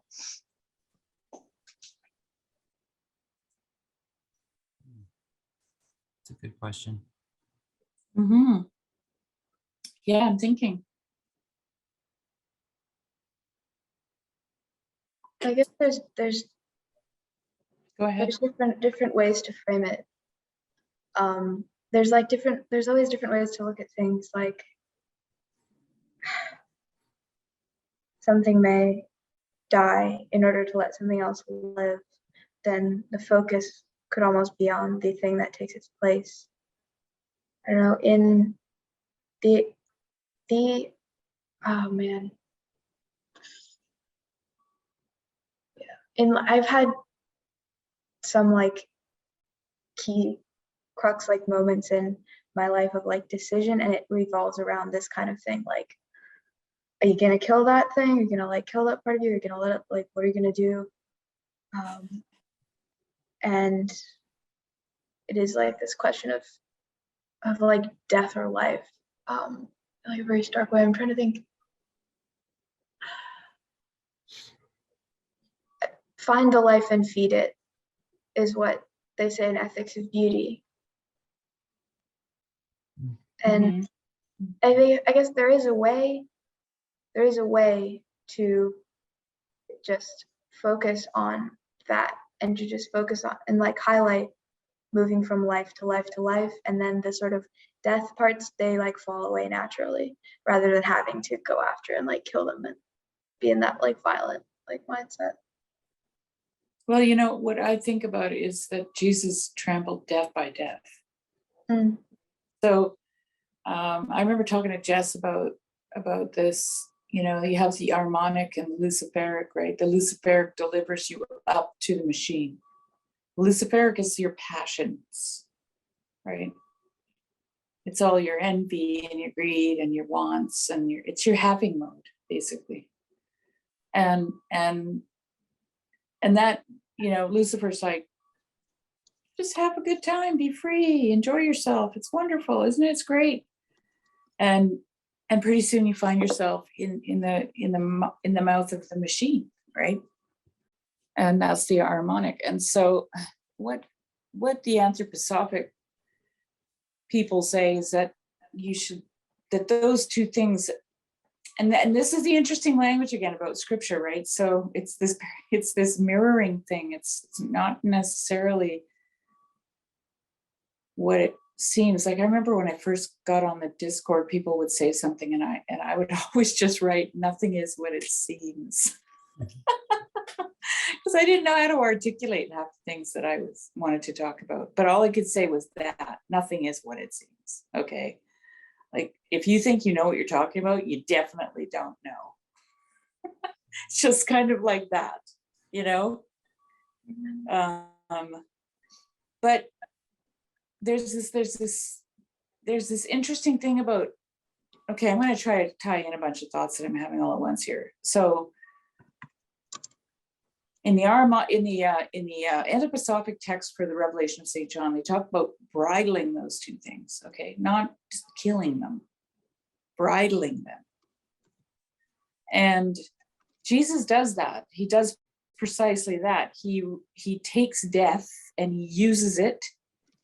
He has it bridled in a sense, right? Like a wild horse, and he uses it to trample death.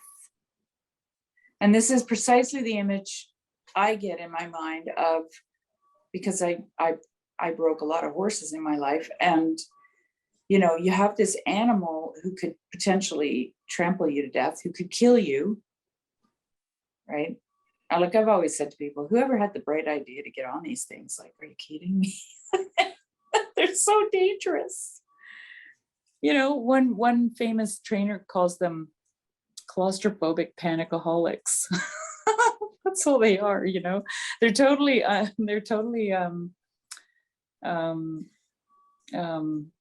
yeah, unpredictable, you know, unless you think like a horse. But anyway, you bridle it, and then you have this incredible relationship, and you can do a lot of things with that horse, on that horse, that you couldn't do before. You know, it enables you now to do a lot of things. And this is also the language that in Job that God uses when he talks about the wicked. Like he talks about trampling them, right? And destruction, and you know, all that typical Old Testament language. But the way that God does it is he makes Job mediate for them. So it's not destructive language, it's transformative language, all of it. That's what bridling is. When you bridle something, you take it and you transform it, right, into something that is potentially beneficial to you. It's gonna work in a way that's good for you. And that's what Jesus did. He trampled death by death.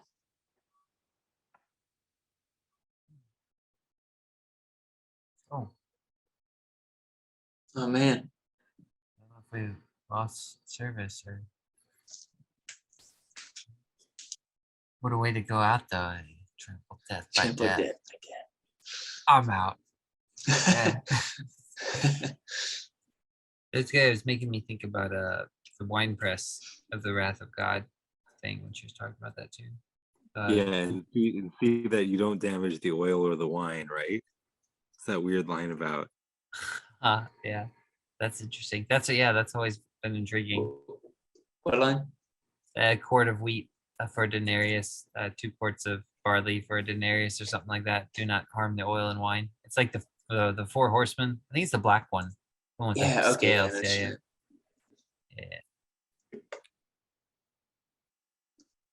So I knew Jason would know that line. I don't know it, only as some kind of vague echo in my head, but Jason knew the line.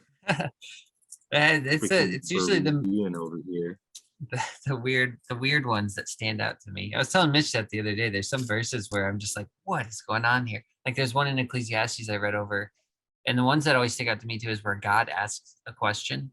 And I'm like, does he not know? Like, why is he asking this? Like he said, he was talking about Gog and Magog, and then it says, thus says the Lord, is this who I've spoken about all these years, or something like that? And like God's asking him a question. And I'm just like, what is this? Why is God like, why don't you just tell him? Like, why are you being so mysterious and sneaky? Yeah, I mean, the best is God distancing himself from God when he talks about the ostrich's lack of sense. He doesn't say I did not give her sense. He says God didn't do it. like it's somebody else. Like the thing where you go where the one parent, if the kid's causing trouble, is like your child. So I'm thinking still about the Roku quote because it was hugely influential to me as a young buck, and I guess to me, my impression of it all is that it's like a seize the day kind of mantra, but when it made me center back to Ecclesiastes when he said, don't try to live. I think he said, don't try to live the answers because you won't understand them. Don't so when people give you answers, forget it. You're gonna have to live the question yourself. And I wonder if that's true. Looking back, like I think to an extent it's probably inevitable, but it's like we got this Ecclesiastes here, and we talked about it some, Jason. He's turned over every rock, he's looked behind every tree, and then he's given us the conclusion. And can we participate in the conclusion, or do we have to go through the gauntlet ourselves?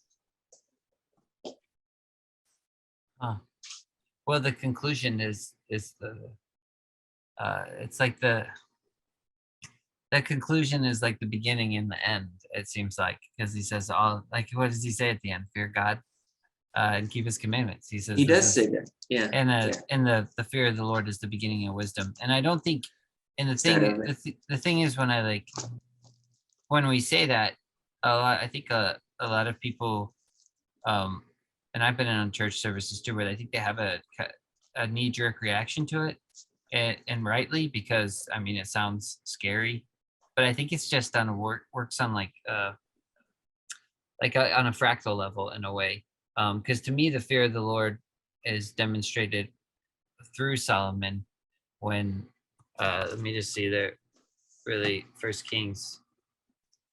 1 Kings chapter 3, where God says, what do you want? And he says, I want wisdom.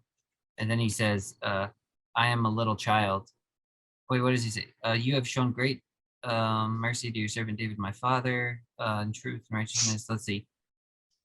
You have given him a son to sit on his throne as it is this day. Now, O Lord my God, you have made your servant king instead of my father David. But I am a little child. I do not know how to go out or come in. And your servant is in the midst of your people, whom you have chosen, a great people, too numerous and too numbered to be counted. Therefore give your servant an understanding heart to judge your people, that I may discern between good and evil. For who is able to judge this great people of yours? And so I think it's to me, that is the fear of the Lord, is knowing that is the beginning of wisdom and that is the end of wisdom. It says, all this I proved by wisdom. I said, I'll be wise, but it was far from me. And so it's you come to God saying, I'm just a little child. I don't know how to discern good and evil. And you've set me in charge over your creation. And if you actually approach it, like Sherry was talking about, where all of creation is a sacrament, you're gonna, to approach that with wisdom, you're gonna approach it in godly fear, in a way, in some sort of reverential fear. You've given this to me, you've given me creation to partake of, and it's sacramental. The wisdom is the beginning of wisdom is the fear of the Lord, and it's also the end of wisdom or something. He concludes at the end of Ecclesiastes, what is the conclusion of the whole matter? Fear God. That's the beginning. Yeah, and it's the beginning too. It's the beginning of wisdom, and it's the end of wisdom too, or something. It's and it's unending too. It's because the more, and when she was talking, quoted that love thing by George MacDonald, I thought it was fascinating, because it's it said the creature, I guess talking about us, in the same way that God loves, we love, and then through that we create, and so then through creating we love more. So you're never going to know love, because love is always increasing through creation. And so I think it's the same thing with wisdom and the fear of God too. If creation is always increasing, then the sacramental aspect of it is always increasing. And the fear of God is always increasing. Love is always increasing. Wisdom is always increasing. So it's always further up and further in. It's all tied up in this very base thing, because even when in 1 John, when he defines what love is, doesn't he say the love of God is this, to keep his commandments? something. Yeah, I think something like that. I don't know. Yeah. And then then he says his commandments are not grievous. And then I never know what to make of that too, because you have all these like these more. Well, I sometimes you do think it's just, you do what?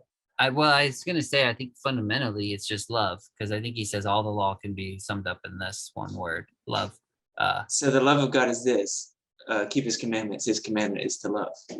Yeah, and I think Paul says that the whole law can be summed up in this one word, love your neighbor as yourself, and it's just like, yeah, yeah. Awesome. So we think of commandments normally comes across, and normally it still comes to my mind when people say commandments. I think of finger wagging, like don't do this, don't do that, and then but it's really just love Do you your think- brother as yourself. It's always like how to do that, right? Yeah, I know. Do you think that when it talks about in First John in that same kind of section, like a perfect love casts out all fear? How do you think it's just are we talking like very different notions of fear here than what we get when we think of fear the Lord and keep his commandment? Oh, I don't know. That's a good question. What do you think? His commandment is love. Love casts out all fear. Oh no. I think that's clever. I guess you could like read it that way as like the law versus like grace type of thing. I think that does make a nice little progression of like fear and keep the commandments, then love, cast out the fear. But You as to far keep the as commandments. Yeah. like healthy fear of God, uh, I like the word that I think about, or well, what Jason was saying, I think could also be described as like reverence. mhm. And that is a lot of, especially to me, certainly God's love toward us, when I've felt the most of the divine love, there's like an absolute reverence and just like, not that God is afraid of me, like in a slavish way, obviously, because that would be quite silly, but just like respect, like almost like I'm not even gonna touch you if you don't like absolute just in a way that like takes your breath. It's very beautiful, and yeah, reverence. That's If probably you fear my- something, Go ahead. oh, I'm sorry. Go ahead. No, go. If you fear something, what you do is you constantly regard it and treat it as real.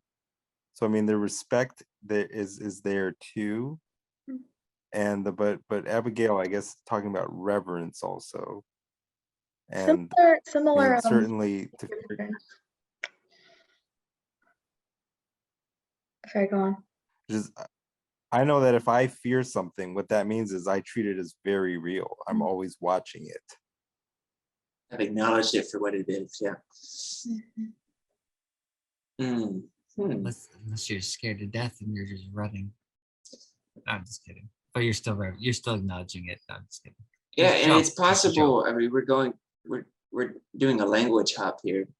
It's Mhm. possible that the fear that love casts out is what you might think of, or what Terror. we might think of. That's fraidy cat fear. Exactly right. Yeah, I think Because reverence it is, has to. It even says right. It has to do with They will punishment. Fear flee has as to it do were with a punishment. shadow. yeah, that's a good point, Mitch. It has to do with punishment and judgment. I don't know, but I mean, I think that is to some degree, that probably does still play into some degree too, because as soon as you said that other part popped into my head where like, where you trample the blood of Christ underfoot, and then it causes you to have a fearful expectation of judgment, like when you're Yeah. willingly and knowingly like spitting in Christ's face, knowing That's not perfect what he love. is. That's No, for sure. that's not. And then I think it should probably give you a little bit of a fear, like. What is that? Jason, there's one I wanted to bring up to you, and I can't remember what it was, but it's a really cool part where it talks about mercy mixed with fear. Do you know what I'm talking about? I know you know every mercy text in this book. No, I don't know. We're off subject now. We got from animals and people both die in Ecclesiastes to all this business. But you guys were talking about like the language hop, like if it's talking about fear in Hebrew versus in Greek. Is that what you were talking about? And in English how as they- well, yeah. Just Okay, right, transferring, trying to Because I transfer. think that Greek phobos is kind of more like our Western notion of fear, maybe, where I mean, like it's like fraidy cat fear, like it seizes people with confusion and causes them to do stupid stuff. The Hebrew fear is maybe like Hebrew hate, where it's like doesn't quite exactly mean what it seems to mean to us. I don't know. I see what you're saying. Yeah, like when the Hebrew word for hate is kind of like despise or esteem lightly sometimes. Thinking that Or way. it's just like, yeah, it's just love less is really just what it Okay. means. Yeah. That makes sense. Like Leah, he hated or something like that. And it's like, well, he was still Yeah, he didn't having children with her. he didn't not yeah, I mean he still loved her, he just loved her less. Yeah. It was Jude Very 22. interesting. Yeah, to me the fear is always kind of well, I guess we're getting on a different Oh. topic here, but it seemed to always, I guess when I think about it personally, it seems to scale up. It could scale up into a, I don't know if it would be terror would be the right word, but the I guess the reverence, as Abigail put it, would be so strong that it would almost be like I'd be trembling before the throne of God. Because especially if I think if God were to make me king like Solomon over the whole known world, I don't know that I could make a decision ever. Like I would just be absolutely afraid of like giving any decree or law. I'd be like, I'm just gonna screw this whole thing up. Like it would just be like, man, yeah, I'd be praying like crazy. That's why I really love people who I really respect people who get to the place where they acknowledge they know nothing and are still willing to risk leading others and making statements. It's not out of a place of like, I know this, but it's out of a kind of a helplessness. Like we have to proceed. And now who's going to be willing to like risk being wrong, risk being hated when you're wrong, and ultimately love others by being willing to lead. It really is incredible to me when I see people. Yeah, like that. you have to be very psychologically integrated in order to assume a position of leadership and admit ignorance. Because that's full on mediating, Mhm. between heaven and earth. That's full on Not like many a of you should be tatio teachers. right there.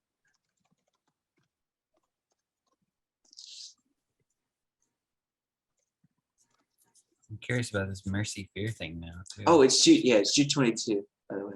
Oh, you know what? That was, I think, if I'm thinking of what you're talking about, that was something, Cal, when you were talking to Andrew, I kind of wanted to leave a comment and ask about that because he brought up um the idea of people being saved through fear. And he gave an example about being in someone having to go to war or God sending them into a war just so that way they'd cry out to God. Oh yeah. And like I think I agree with him. I don't think that's the proper way to engage with love or maybe or anything like that. But I was like, could it still be a door into coming to God? Because there's this, is it that verse in Jude where it says um and on some have compassion, making distinctions, but others save with fear, pulling them out of the fire, hating even the garment defiled by the flesh. I don't even know what to make of that verse really. It's like A necessary state versus a sufficient state, he said. That was a really cool point. is that the one you're talking about, Mitch? No, I was talking about 22. Be Oh. merciful to those who doubt. But yeah, no, you're right. I'm sorry. By snatching them from the fire, to others show mercy mixed with fear, hating even the clothing stained by. I think it's just viewing the destructiveness of sin in its correct place. And so even as you're extending mercy to those who are participating in it, you have a sort of a terror about what it might lead to. Oh, yeah. It seems like, I don't know. Yeah, that gets back to Sherry's quote about love, doing absolutely whatever it takes to get the person out of a situation that is not good for them. With me, a lot of the time it is like that. Like I have to reach a fever pitch of pain before I'm maybe we should change something here. But and it hurts, but I'm thankful for it because somebody cares enough to be like, no, not an acceptable situation. That's why I was asking, does someone really don't listen to the answers because you won't be able to understand the answers. So go with the questions. I'm not sure if that's true for everyone. I'm not even sure if it was true for me, even though I did ultimately like say, I'm not going to live in these answers. I'm going to live the questions instead. and then find the answers, yeah, we're ultimately right all along. So I don't know if that has to be true of everyone or not, but it would be nice if it didn't. It'd be nice if we can look at Ecclesiastes and say, okay, I'm not going to try any of this stuff. I'm going to go straight to the conclusion of the matter. To me, the times, I don't know. Yeah, I guess if you feel like you can, or if that's something that fits and already integrates into your life, maybe you've already lived the question sufficiently. Because I guess the point of living the questions would be to open up the proper space in you to receive the answer. The space is already Very there. good. It's there. But I think of the whole don't take other people's answers more almost, you know, those things that people will say that you don't like the sound of, but you figure they're right because they have some sort of authority, but you're like, ah. And George himself says, don't take that kind of thing. If it seems, there's another great quote of his in Principle that I use a lot, that if it seems bad to you, something in you is reacting to that, and you shouldn't just force it into yourself. You clearly don't understand it. Either it's false or you're just not understanding it right. Like, it's not safe to just be like, well, this is the answer because it says so, so do it. Like, live the questions first, and then you will have your own understanding of the answer. And maybe it'll be a different one than everybody was saying anyway, or maybe not. But Yeah, that's like Job, right? They're all trying to give him the answers, yeah, and he's like, those aren't answers. yeah, Well, yeah. So all right, cats, I have to say goodnight. you're running out there. Yeah, that, I understand, man. Get some sleep. Thanks for So long, joining pal. us. Yeah, it was good having you here.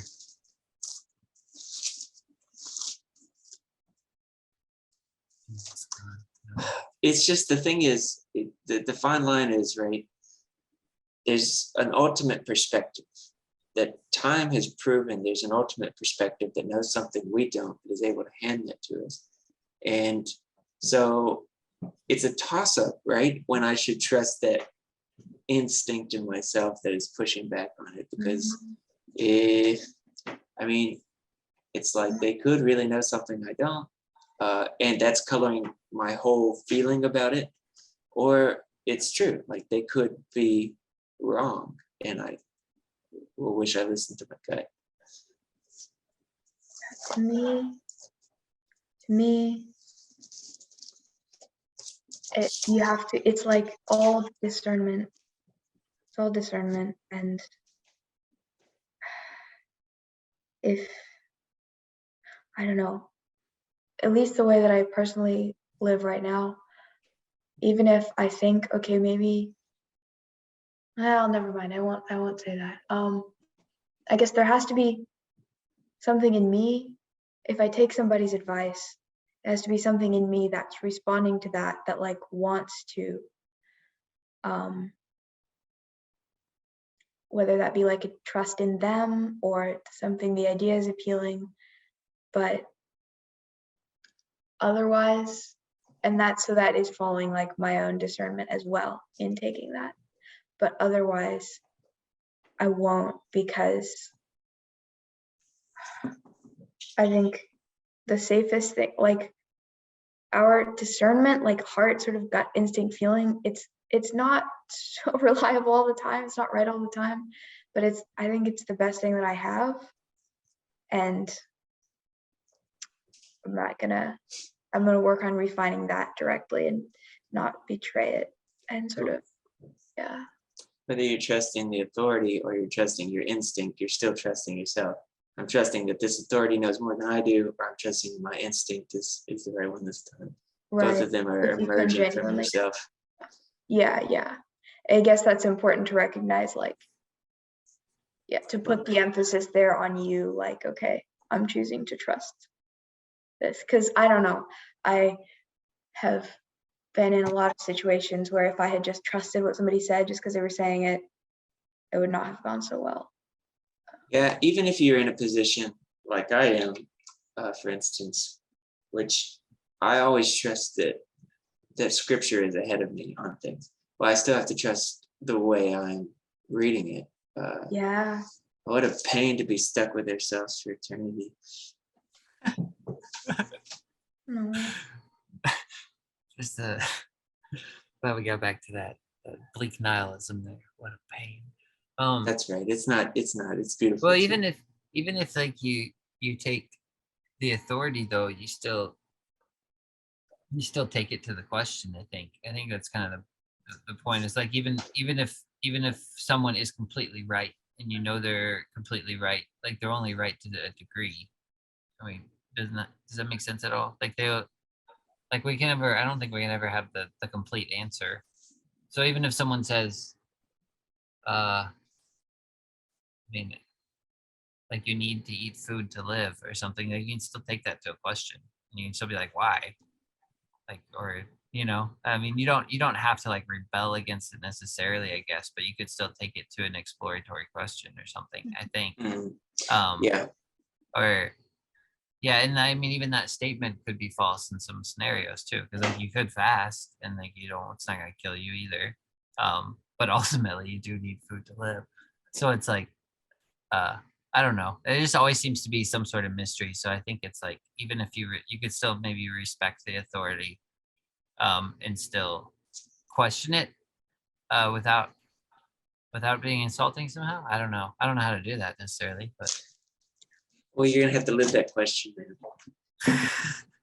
Yeah, or You- you all could right, just all right. You can't live the question for the sake of the question, I guess. Too. What you're saying is exactly right, Jason. But if Oh, you're, thank you. you're living it towards the answer anyway. But you always are. Live. It's probably best to live in the question, just so that you don't get taken away by every win. I guess even like everybody has a very different worldview and a different understanding of things, a different way of phrasing things. So even if it is an authority and they are right, and you end up coming to much the same conclusion, like there's such a difference in knowing something by experience versus knowing it from hearsay. I think you definitely can like take what somebody's saying with respect, but understand that perhaps you will need to translate it for your own worldview and your own life Mhm. world. Different.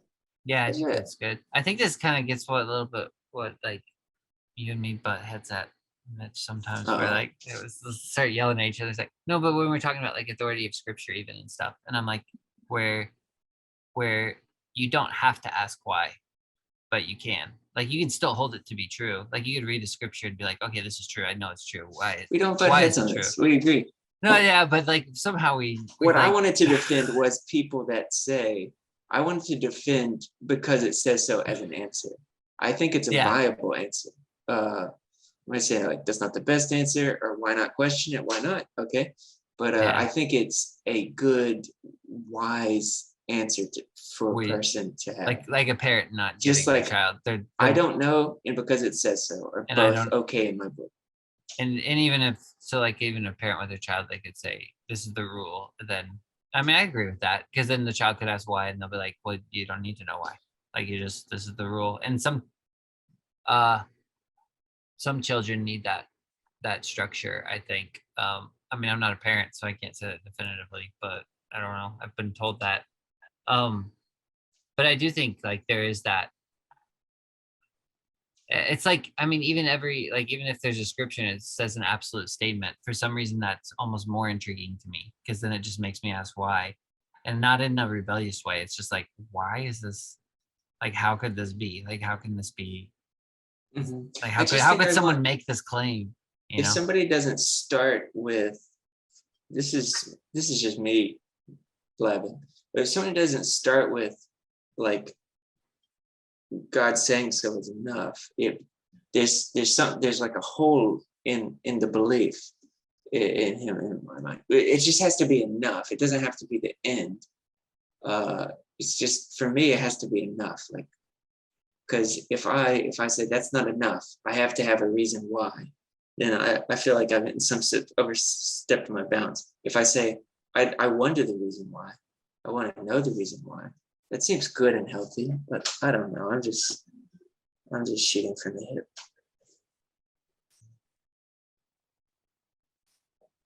Yeah, I guess it has to do, to me, all of these questions come down to like trust. I made a video on this actually, like fear, information, love, and trust, and like the relationship between reason / information and trust. But like, I mean, of course, discerning whom to trust, but also like not sinning against, not infringing on one's internal sense of, okay, I do or don't like trust this situation or person. I think that instinct is like important to guard. It's your Because- conscience and something. Yeah.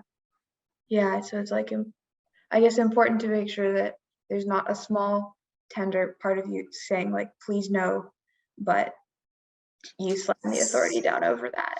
I see what you're saying. Yeah, which of course isn't always, like sometimes there is an authority and you genuinely do trust them, and it's like, okay, I don't have to worry about this. I'm gonna trust. But I'm just thinking about like eternal conscious torment and such things where people will do the whole because it says so, because I have to believe thing, but like their heart, I feel like can't be in that, and they're betraying their own like deepest, or at least I know I always was betraying my own deepest moral sense Mhm. in the name of like faith, or in the name, but that's not really. I've since had experiences of like complete trust in something that maybe even doesn't make logical sense, but it's a totally different experience from the whole they say so, so I guess it has to be. Yeah, this is a very fine line, because Yeah. the trust needs to come from a place of love and not of fear. So if I'm afraid, and so I'm laying these hard lines down because I want to in some sense justify myself by them, or because I have this fear that that without them I'm just gonna splay into chaos, then maybe that's not such a good reason. But if it's like, yes, I know the man that's telling me this, and I trust him, and that's good enough for me. If it's coming from that place of love, I think it has to be enough. Sad when it's the opposite. I know the man who's telling me this, and I don't trust him. It's always That terrible. is sad. Yeah. That's really sad. It's one of the saddest things, I think, to me. But it's very funny what is the heart that is deceitful above all else? What is that? I mean, Jeremiah. you wouldn't think of that as your conscience necessarily. One tends to think you can trust your conscience. So what is this heart? Is it your emotions? What is the heart that's deceitful above all else? Yeah, I don't know. Because that's a pretty it's tall not accusation really- for your heart. It's not really talking about I don't think it's talking about your conscience. or I can't anything imagine there. it would Yeah, be.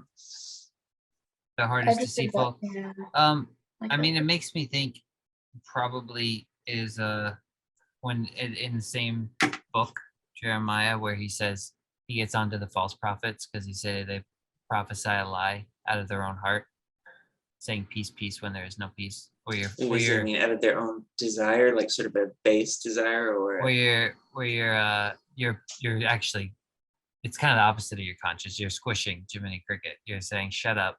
It's fine. It's fine. I can keep doing this. Like you're having a conviction. And you're saying, or like someone comes to you and they're like, is this wrong? And you're like, no, that's fine. That's fine. You can like, and you're kind of suffocating your conscience in a way. To me, that's what it probably is referring to, where it's saying the heart is deceitful above all things and desperately wicked. Who can know it? Because he says other phrases like that, like they prophesy a lie out of their own heart, saying peace, peace when there is no peace. Where is that? yeah, that's a really good explanation, Jason. Yeah, so they prophesy to you a false vision, divination, a worthless thing, and the deceit of their heart. So he says, and the Lord said to me, the prophets prophesied lies in my name. I have not sent them, commanded them, nor spoken to them. They prophesy you a false vision. It's kind of like Ahab, when Ahab's like kills that guy and steals his vineyard, and then and then all the prophets of Baal are saying, no, you're fine. You can win the war. You don't need to change at all.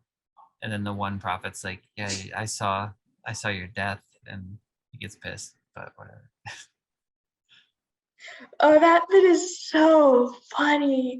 When the two kings team up and he's like, all right, let's go. And he's like, see all these prophets that are, oh, then, no, it's so funny because he goes to him and he asks him and he's like, I know you're gonna say something bad, like, but he wants to hear it. But then he like gets all mad for here. He's like, see, I told you, he doesn't like me. He's gonna. Yeah. And then he ends up going into battle and he like dresses up as the other king or something and like gets all scared. I don't know. Yeah, the whole thing's hilarious. I mean, except for that he dies in the end. I guess that's not that funny.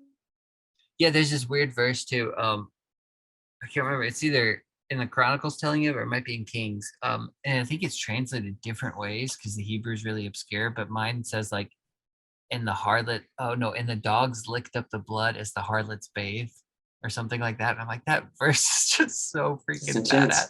It's so yeah, it's good, man. It's I don't remember what it is, but I've looked it up in like different translations, and I'm like, that's not even close to what mine says. I don't know why it's so different. Oh, was it like by? Because I vaguely remember that verse. Maybe it's It's saying they licked his blood by some kind of pool or something. Like, Wasn't yeah, Jezebel it or says he something? dies. 1 Kings 22, verse 38. Well, I'll read 37. So the king died and was brought to Samaria, and they buried the king in Samaria. Then someone washed the chariot at the pool of Samaria, and the dogs licked up his blood while the harlots bathed, according to the word of the Lord which he had spoken. Like, I don't even know what that word was that he had spoken. When did God say this? Well, isn't that really though the thing with Job and Ecclesiastes, that which I don't know nothing, but there is someone who does, and I have no choice but to defer to that someone. That's what this is? How are you relating this to that? No, I jumped back No, to it. let's hear. I want you to tie these together. This will be good. The harlots bathing and the. Isn't that what this is? Or Well, it's just well, it's like the word of the Job. Lord. The word of the Lord came to him, right, from yeah, this solitary prophet, and he's Mhm. like, that. Well, yeah, maybe he didn't really believe him. That's fine, but when I think back to what we were saying about it being enough, I think, well, it has to be, because what other choice do we have? Because when we're left to our own devices and we're intellectually honest, everything's phrased into nothing. And so we have to say, I don't know. That's the conclusion. I have no idea. Whoever says they know something does not yet know as they ought to know. I don't know, but there's someone who does. And I have no choice but to defer to him and to infer as the best I can what he said. And how long is a question. How long can I live the question before I have to come to an answer? What's a reasonable amount of time for me to live into the question before I say, you know what, I can't really know, but I've got to do something. I've got to act, I've got to train, and I've got to correct. So what should I do? I've got to have an answer.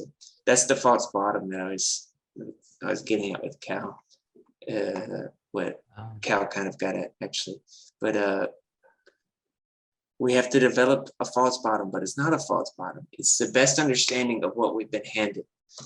And we say, I'm going to stand on this because what else can I do? Christian nihilism.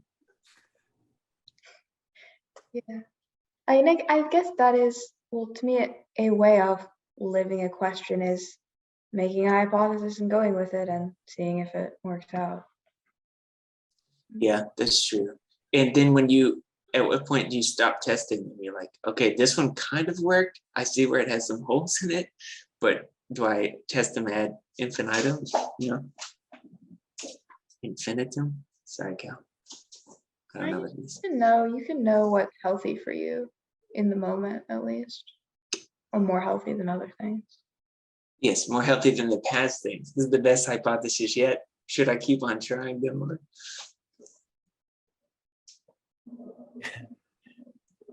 Yeah, I don't know. I guess. Well, the finish to that verse is, if anyone say that they know anything, they don't know anything yet as they ought to know. But if anyone love God, the same is known of him. So, love, heart, and love goes on becoming more perfect. So you never finish with the hypothesis. I don't know.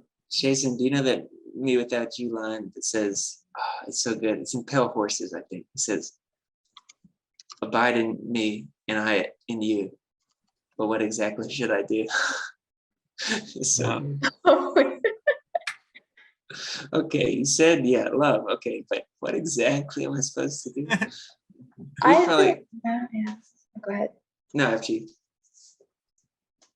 Oh, I guess a big gap that I see in Christianity is like basically the things that modern psychology happens, in my opinion, to get right about like self-love and even stuff like healing from trauma, or like you can put it in terms of like your inner child. But basically, I guess that,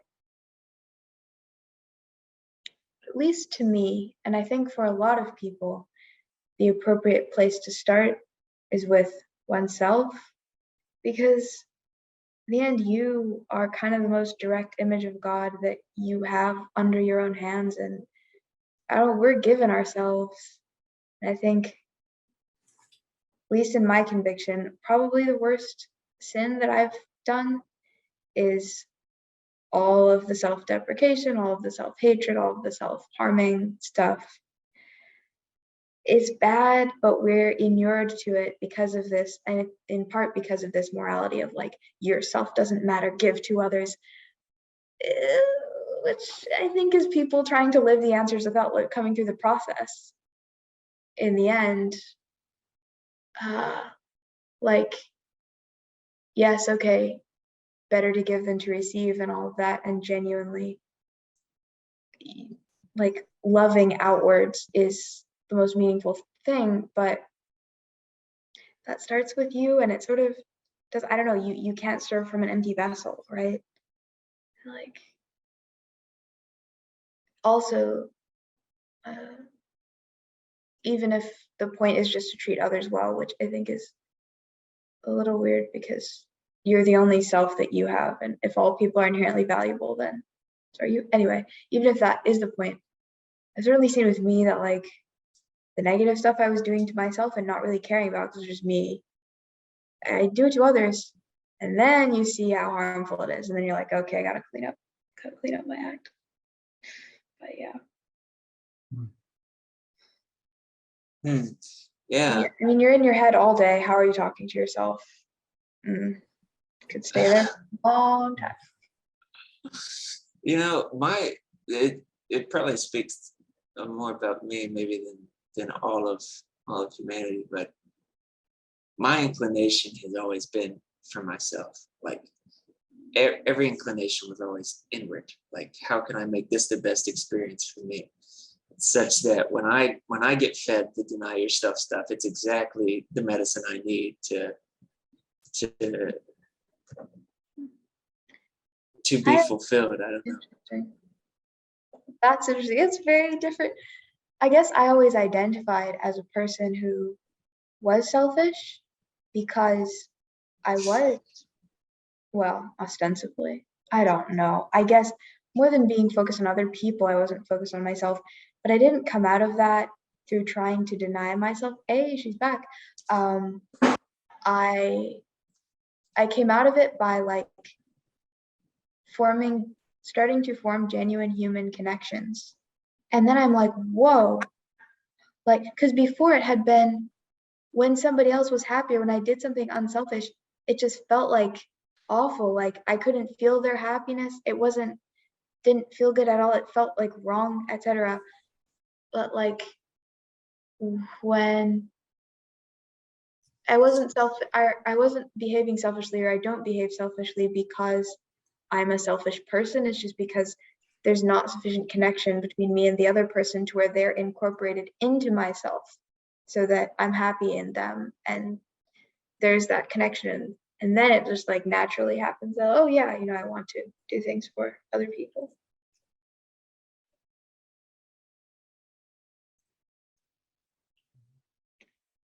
Because I think if I had come, or in the times that I was trying to be less selfish, by thinking about being less selfish, or by thinking about, okay, myself last, them first, etc.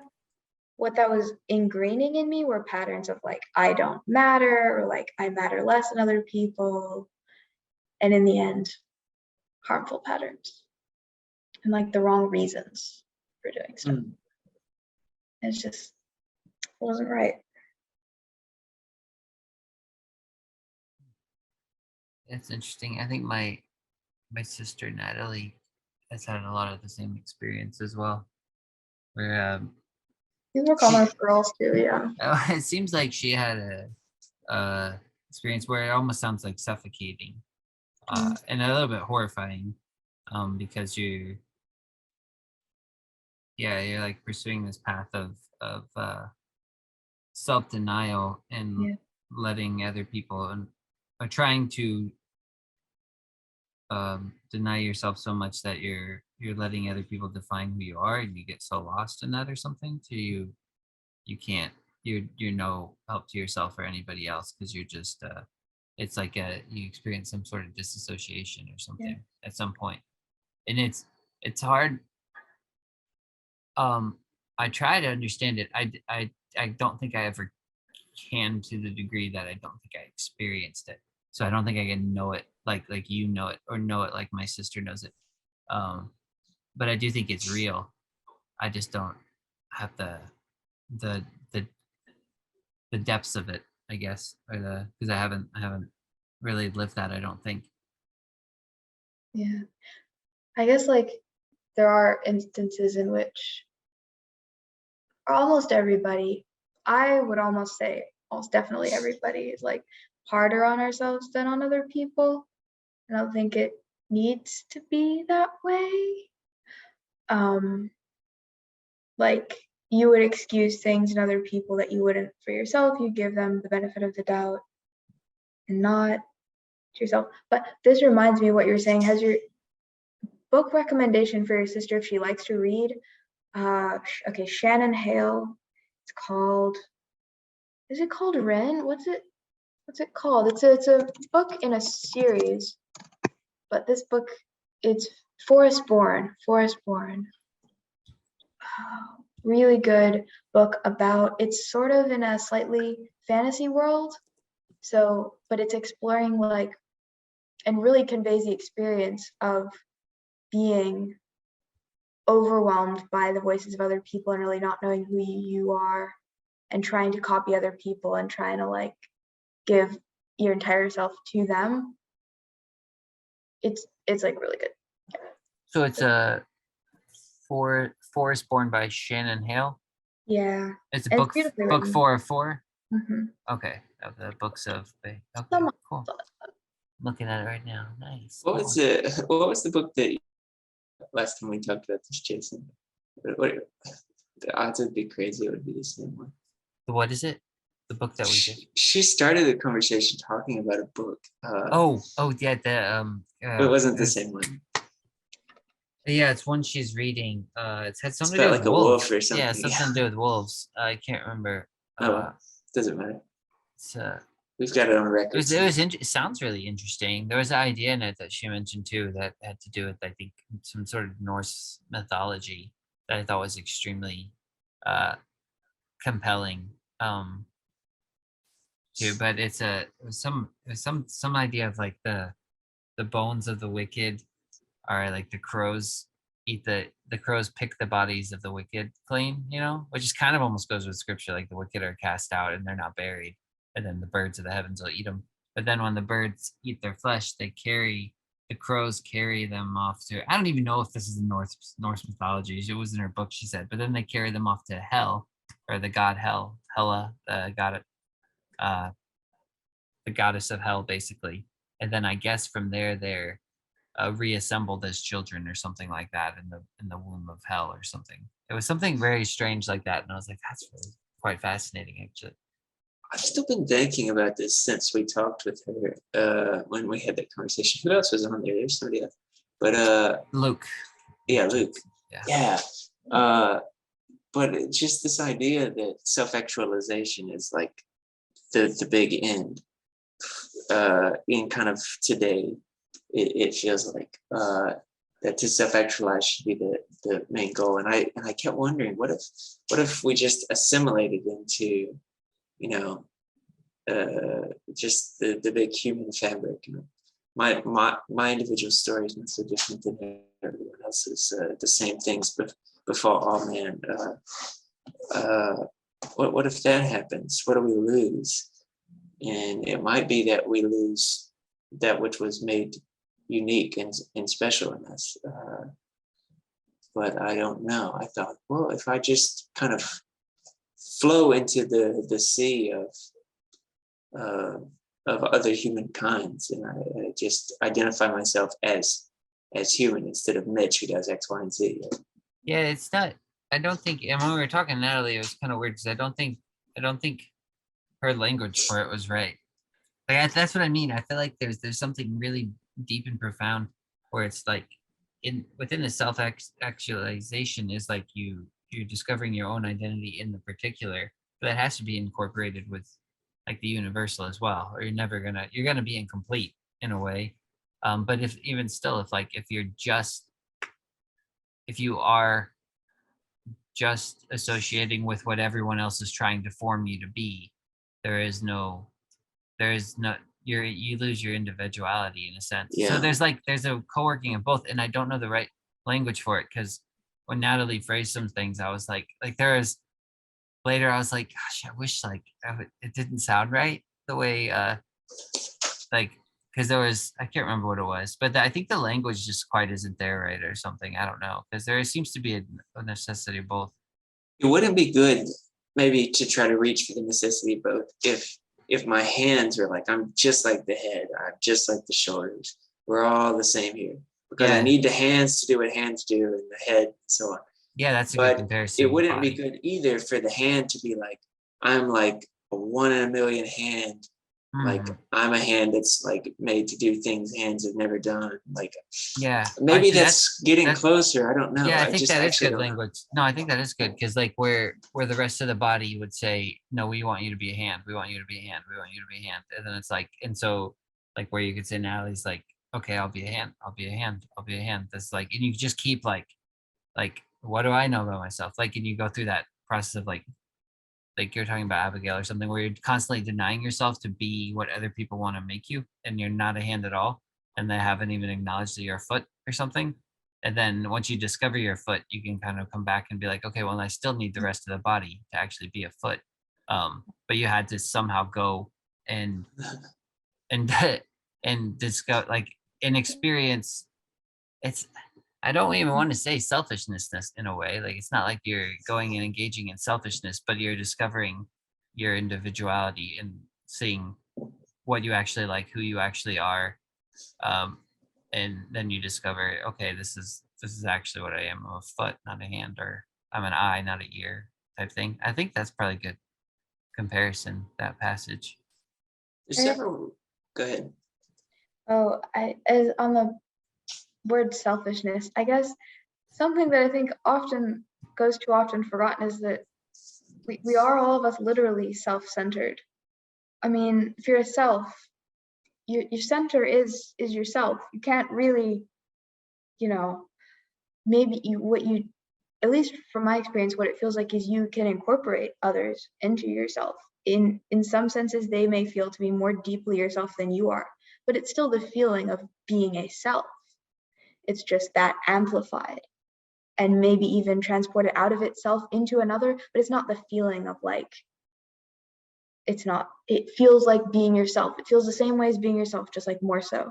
And that is one of those things that before I experienced it was not explained in a way that I understood it and caused me to do all kinds of harmful things. And like, yeah, anyway, and I guess listening to others' voices and being shaped by others' voices, to me, when this has helped if you're surrounded by people who really love you instead of just people or forces who are trying to purely impose, because when someone really loves you, they don't just say like, this is who you are, this is who you are. There's that reverence and like space almost, what did Rilke say? The true business of love is like guarding each other's solitude. I don't quite understand Rilke sometimes, but I remember it. Anyhow, there's like this reverence and like this space, and they're also asking you who you are and wanting to know your own voice. And so like you're in dialogue with somebody or a voice that really loves you. It gives you also agency to say who you are. It's like a dialogue. There's a good example of that in the Gospels. When Mary tells Jesus that there's no wine left at the wedding. Think about that in regards to what you just said, Abigail.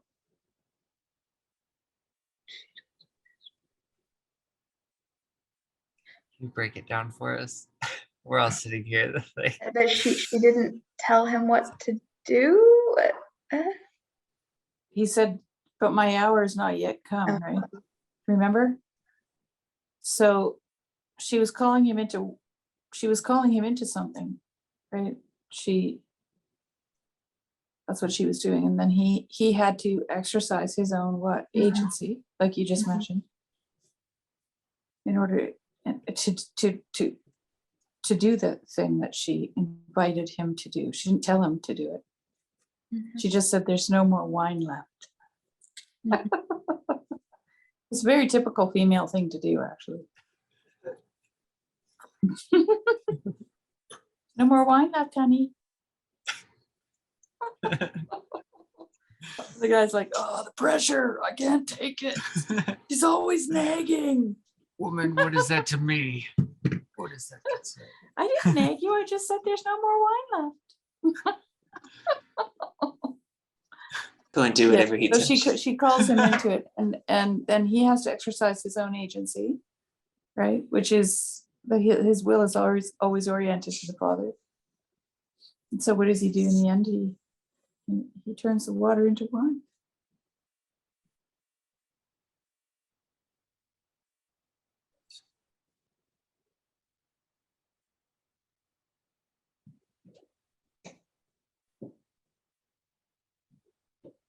And of course, the feminine created the space, right? For that to happen. That's what happens. That's what the feminine does. Creates the space. Yeah, that's a good point. Yep. Yeah, like a proper body is a space for each member of the body to be itself most fully, and discover what it is. Like if a community is working correctly, it's not a bunch of people like, yeah, there's space. Somebody who loves you is a space for you to be yourself more fully with them. And maybe that insight like has to do with, because I think a lot about the sort of paradox in modernity. We have hyper individualism, but also hyper like conformity, and those two extremes. And I guess it has to do with a lack of, or having almost forgotten what is genuine relationship and genuine community. So we think that the only options are like, me against the whole world, or I'll just listen to everything you say and you get to tell me what I am. Like, yeah.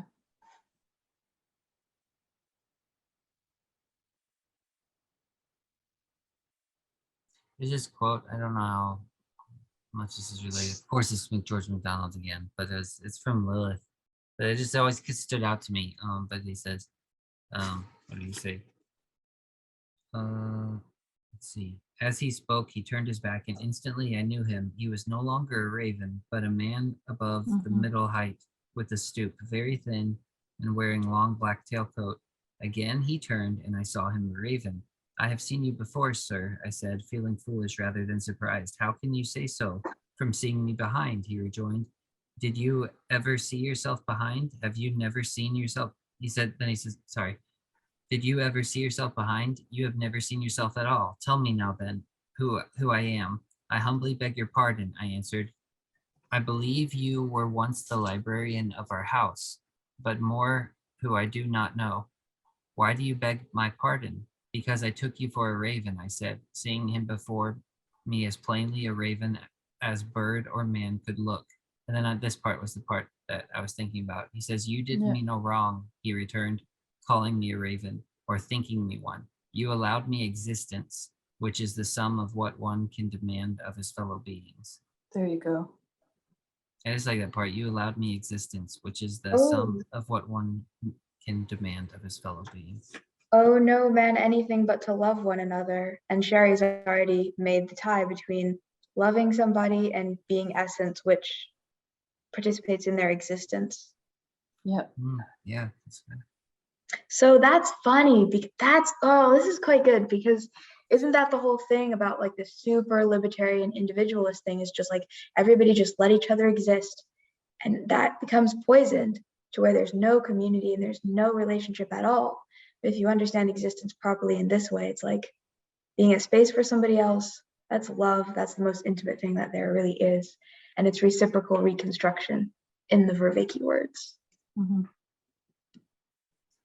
That's right. Vicky words. Right. It sounds like just let me live and let me exist is a really standoffish kind of thing. Mhm. Yeah, but you have to But remember actually- too from that McDonald quote where she says, I say to them, oh darling, and I throw them away and live them, right? I live them. Mhm. It's like that's everything. Like she's not choosing which things she allows existence. This is the thing. We want to choose what we allow existence. What does God say about Leviathan at the end of Job? Gets away. Leviathan gets away. God says he swims away and leaves a wake, and his wake is the wake of like the gray haired of the elderly, right? Which is symbolic of wisdom.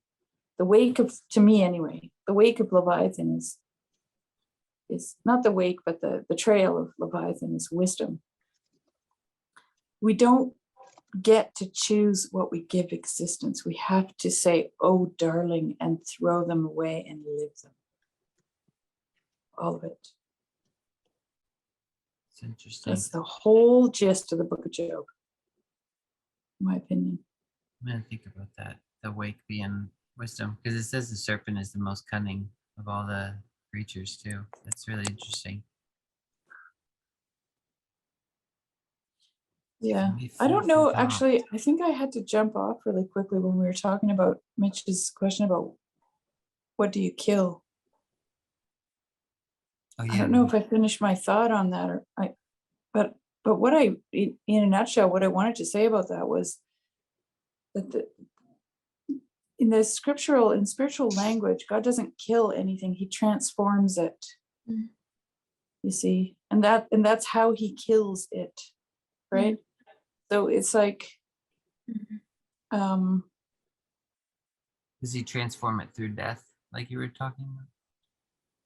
well, yeah, because I mean, what happens to the caterpillar when the butterfly emerges? Where'd the caterpillar go?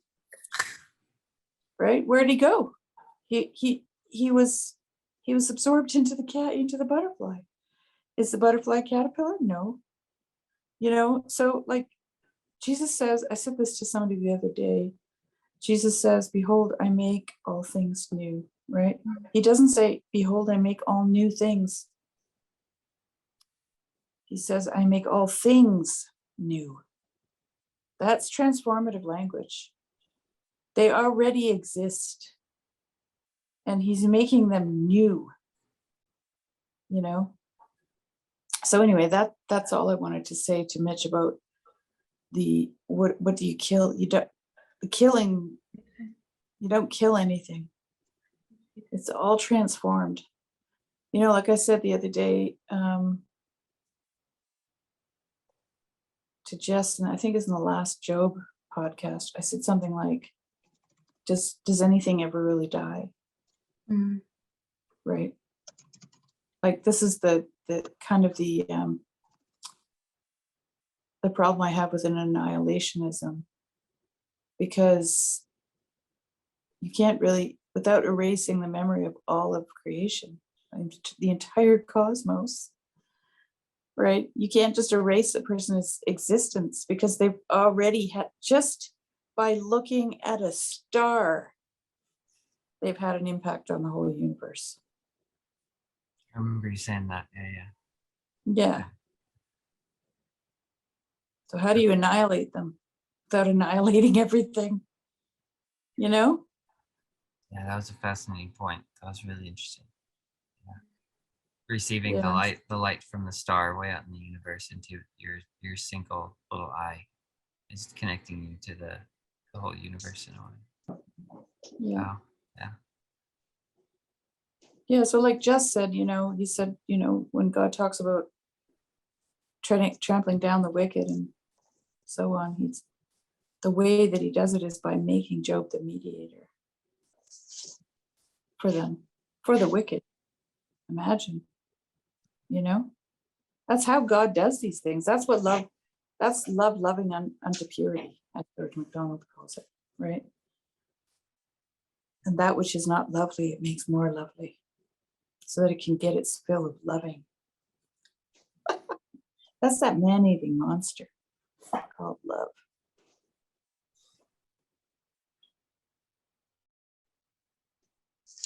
Unity monster called love. There's a title. Ordo Morris. What? Oh, I was saying Ordo Morris, like that's why it is just absolutely requisite to have one's loves in the right, to love the right things and have them in the right order. I can mess you up otherwise. Yeah. Well, this is, George MacDonald ends that whole thing with our God, and this is why our God is a consuming fire, right? Like we don't know anything. We don't know who we are. We don't know what we want because we don't know who we are. So if you don't know who you are, you can't know what you want. We don't know the difference between good and evil. We're not the judge.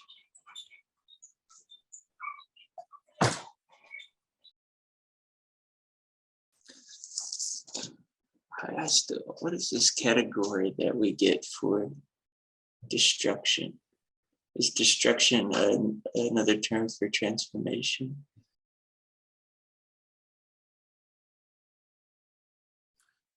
I don't know. That's a really good question, though. Yes, you have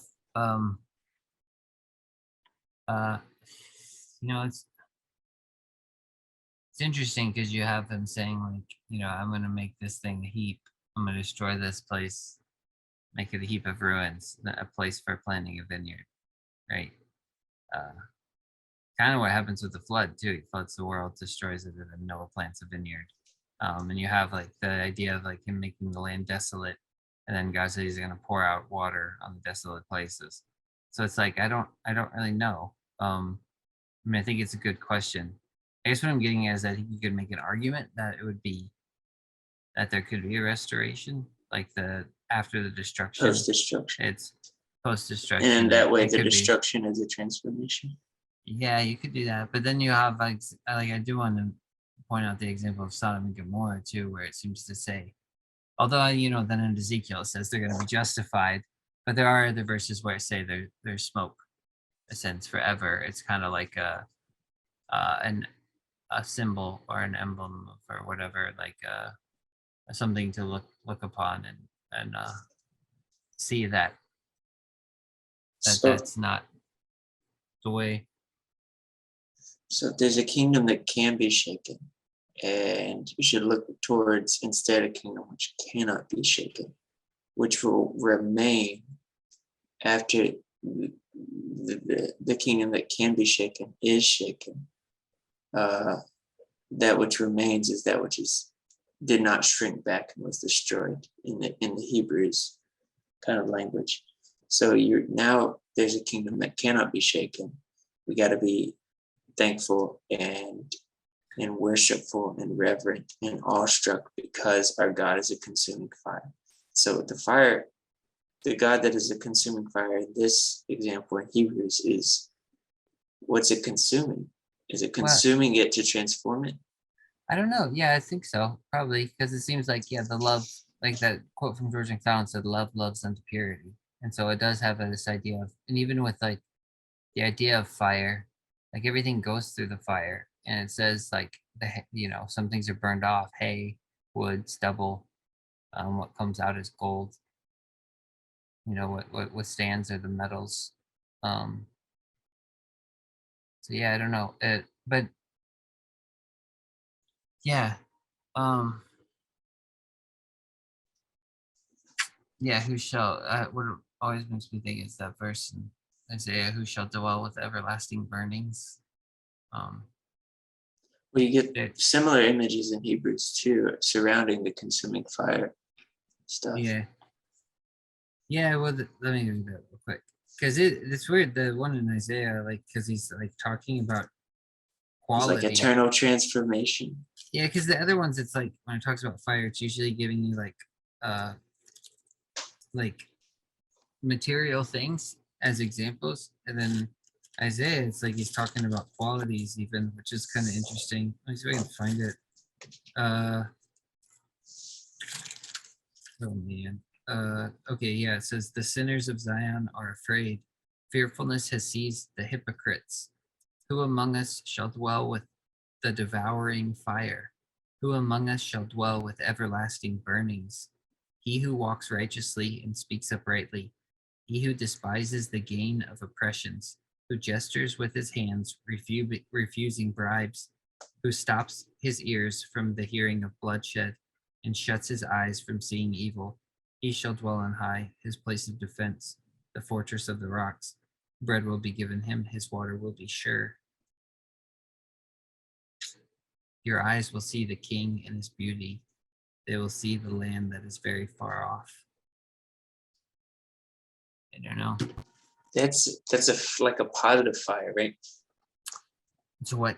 Was that this everlasting fire was reserved for those who are righteous? That was in Zion. Yeah, that's what I mean. You're all going through the fire. Like I That's think you're interesting. whether you're in hell or heaven, it's like you gotta go through the fire. Because And it says burn he off. says the sinners in Zion. And so if you pair it to and compare it to Hebrews, there's the heavenly Zion, the heavenly Jerusalem. It's like So the sinners in that are not gonna be happy when love shows up on the scene, and they're enjoying the gain of oppressions. It's like, no, that fire's not gonna put up with that. this is interesting. It's like you can think of fire not consuming as a good thing because it's not destroying, or you can think of it not consuming as a bad thing because it's not destroying. Because sometimes so if I'm all that's there, then I don't want to be consumed. But if there's me plus false self, then Yeah. I want destruction. I want consumption. Yeah. I think that's what Cal was saying too, where he's like, it's destroying the false self. It's destroying the part of you that likes, taking bribes. The part of you that's envious, like all this false self. And then what did Cal say? Like, it's because when Jesus says, "Depart from me, I never knew you," it's because he can't have a relationship with a lie. And so if it's your false self, it's like he can't have a relationship with that. There's That's no what he category never for does. a lie that's personified top to bottom. Wait, what do you mean? Oh, like it's fully embodied? Is that right? Yeah, that's personal. That's conscious. Because I still deal with some of these categories we get, like, don't be like those who shrink back and are destroyed. It's like, what is destruction here? This is like a person who's being destroyed. A drawback to Is it the creation. case that their destruction is a means to their restoration? I mean, my Because answer to what? that. Trample death by death, Yeah. Uh, And my answer to that is yeah, of course, because the fire to me seems to be restorative. It seems to be that's the nature of it. yeah, I just, Oh, yeah. got a message here, but We don't have to read out. Yeah, I might have to. I don't know where Abigail went either, but I'm kind of wearing out. So, oh, there she is. Yeah, I was eating. Oh, that's fine. Yeah. She's I might not stick around too restoring that much longer. energy that Jason is losing. Yeah, Now we I can do- call I it. We do have got to this. the end of, but I haven't opened it because I was like, should I? because open that's like it? Should I another open 2 it? hours worth of juice right there, man. If you I open need to that, get- I we're need to gonna get be here sponsored. till midnight. Hear This this. is. I've only had one today, actually. Well, Jason, we actually did make it to chapter 4, so we're making progress. I like that last line, for who can bring them to see what will happen after them? Christ the Lord. Amen. So it's still exciting. We're going very slowly, I think, but to get to 4 is nice. We've only got 8 more to go. Sounds good. Yeah, it'll take a And while. as a bonus, I got to meet Sherry and Abigail. So I mean, in a more personal way than just hearing them. Yeah, nice. Oh yeah, you haven't. Have you not been in a conversation with them yet? No, I don't think so. I Oh, don't think so. So that was nice. well, yeah, that's good. Mitch is a great friend. We argue sometimes, but it's always in good fun. And there's a picture don't of argue. us at Craig's wedding. We definitely did. But our mutual friend Craig, we were arguing about something, the Trinity, and we set the flowers on fire at this wedding. It wasn't as bad as it sounds, but they did like, It was beautiful. That's one of the only actually times that we've actually hung out in person, really. Are you Yeah, it guys is, in actually. Are you guys in close vicinity to each other? Yeah, within a few hours. Oh, okay, yeah, 2 or cool. 3 hours. Yeah, Yeah, just Nice. don't. Yeah, someday. someday we'll meet up. Yeah. Well, it's nice talking to everybody. Yeah. Well, thank you all for Yeah, doing thanks this. for inviting me, Jason. That was Oh, nice. you're welcome. Yeah. Sorry, I'm hopping off here. It's Yep.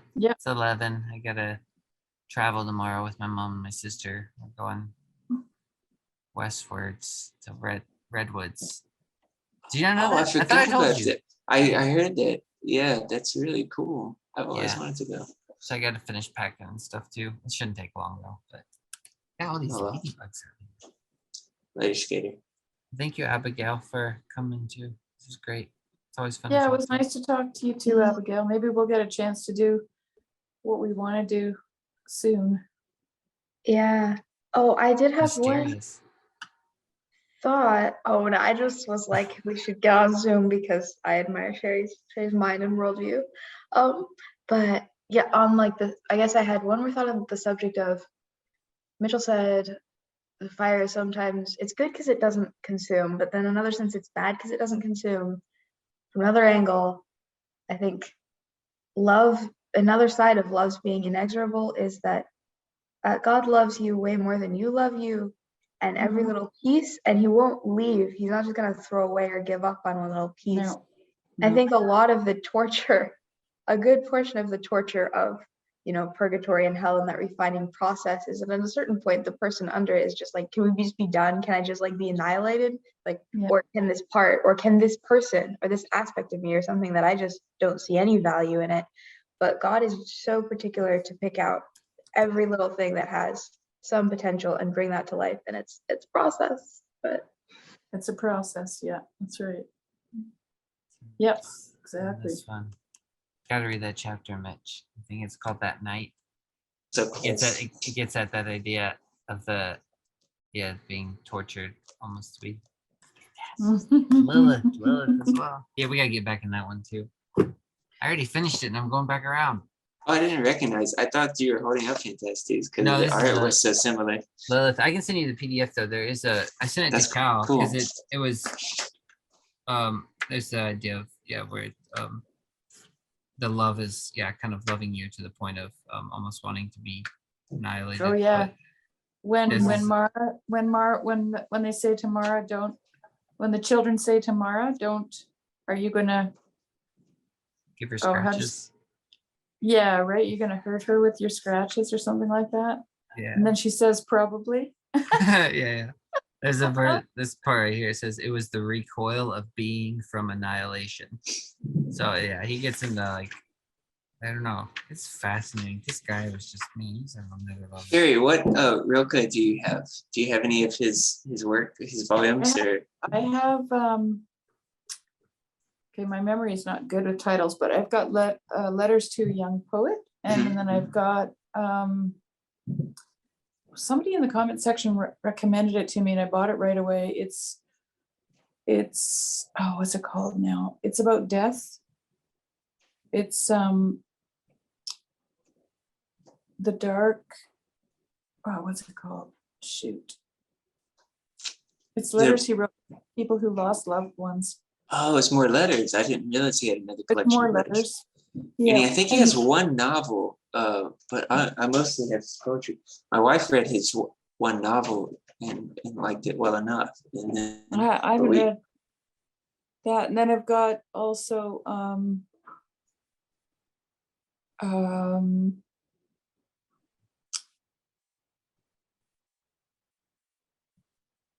oh shoot. My brain's not working very good right now. is it a poetry collection or Yes. Oh yes. Book of it's, Hours The or Book of Hours, Images? The Hours. The yeah, Hours. Book of Hours is so Book of Hours is so amazing.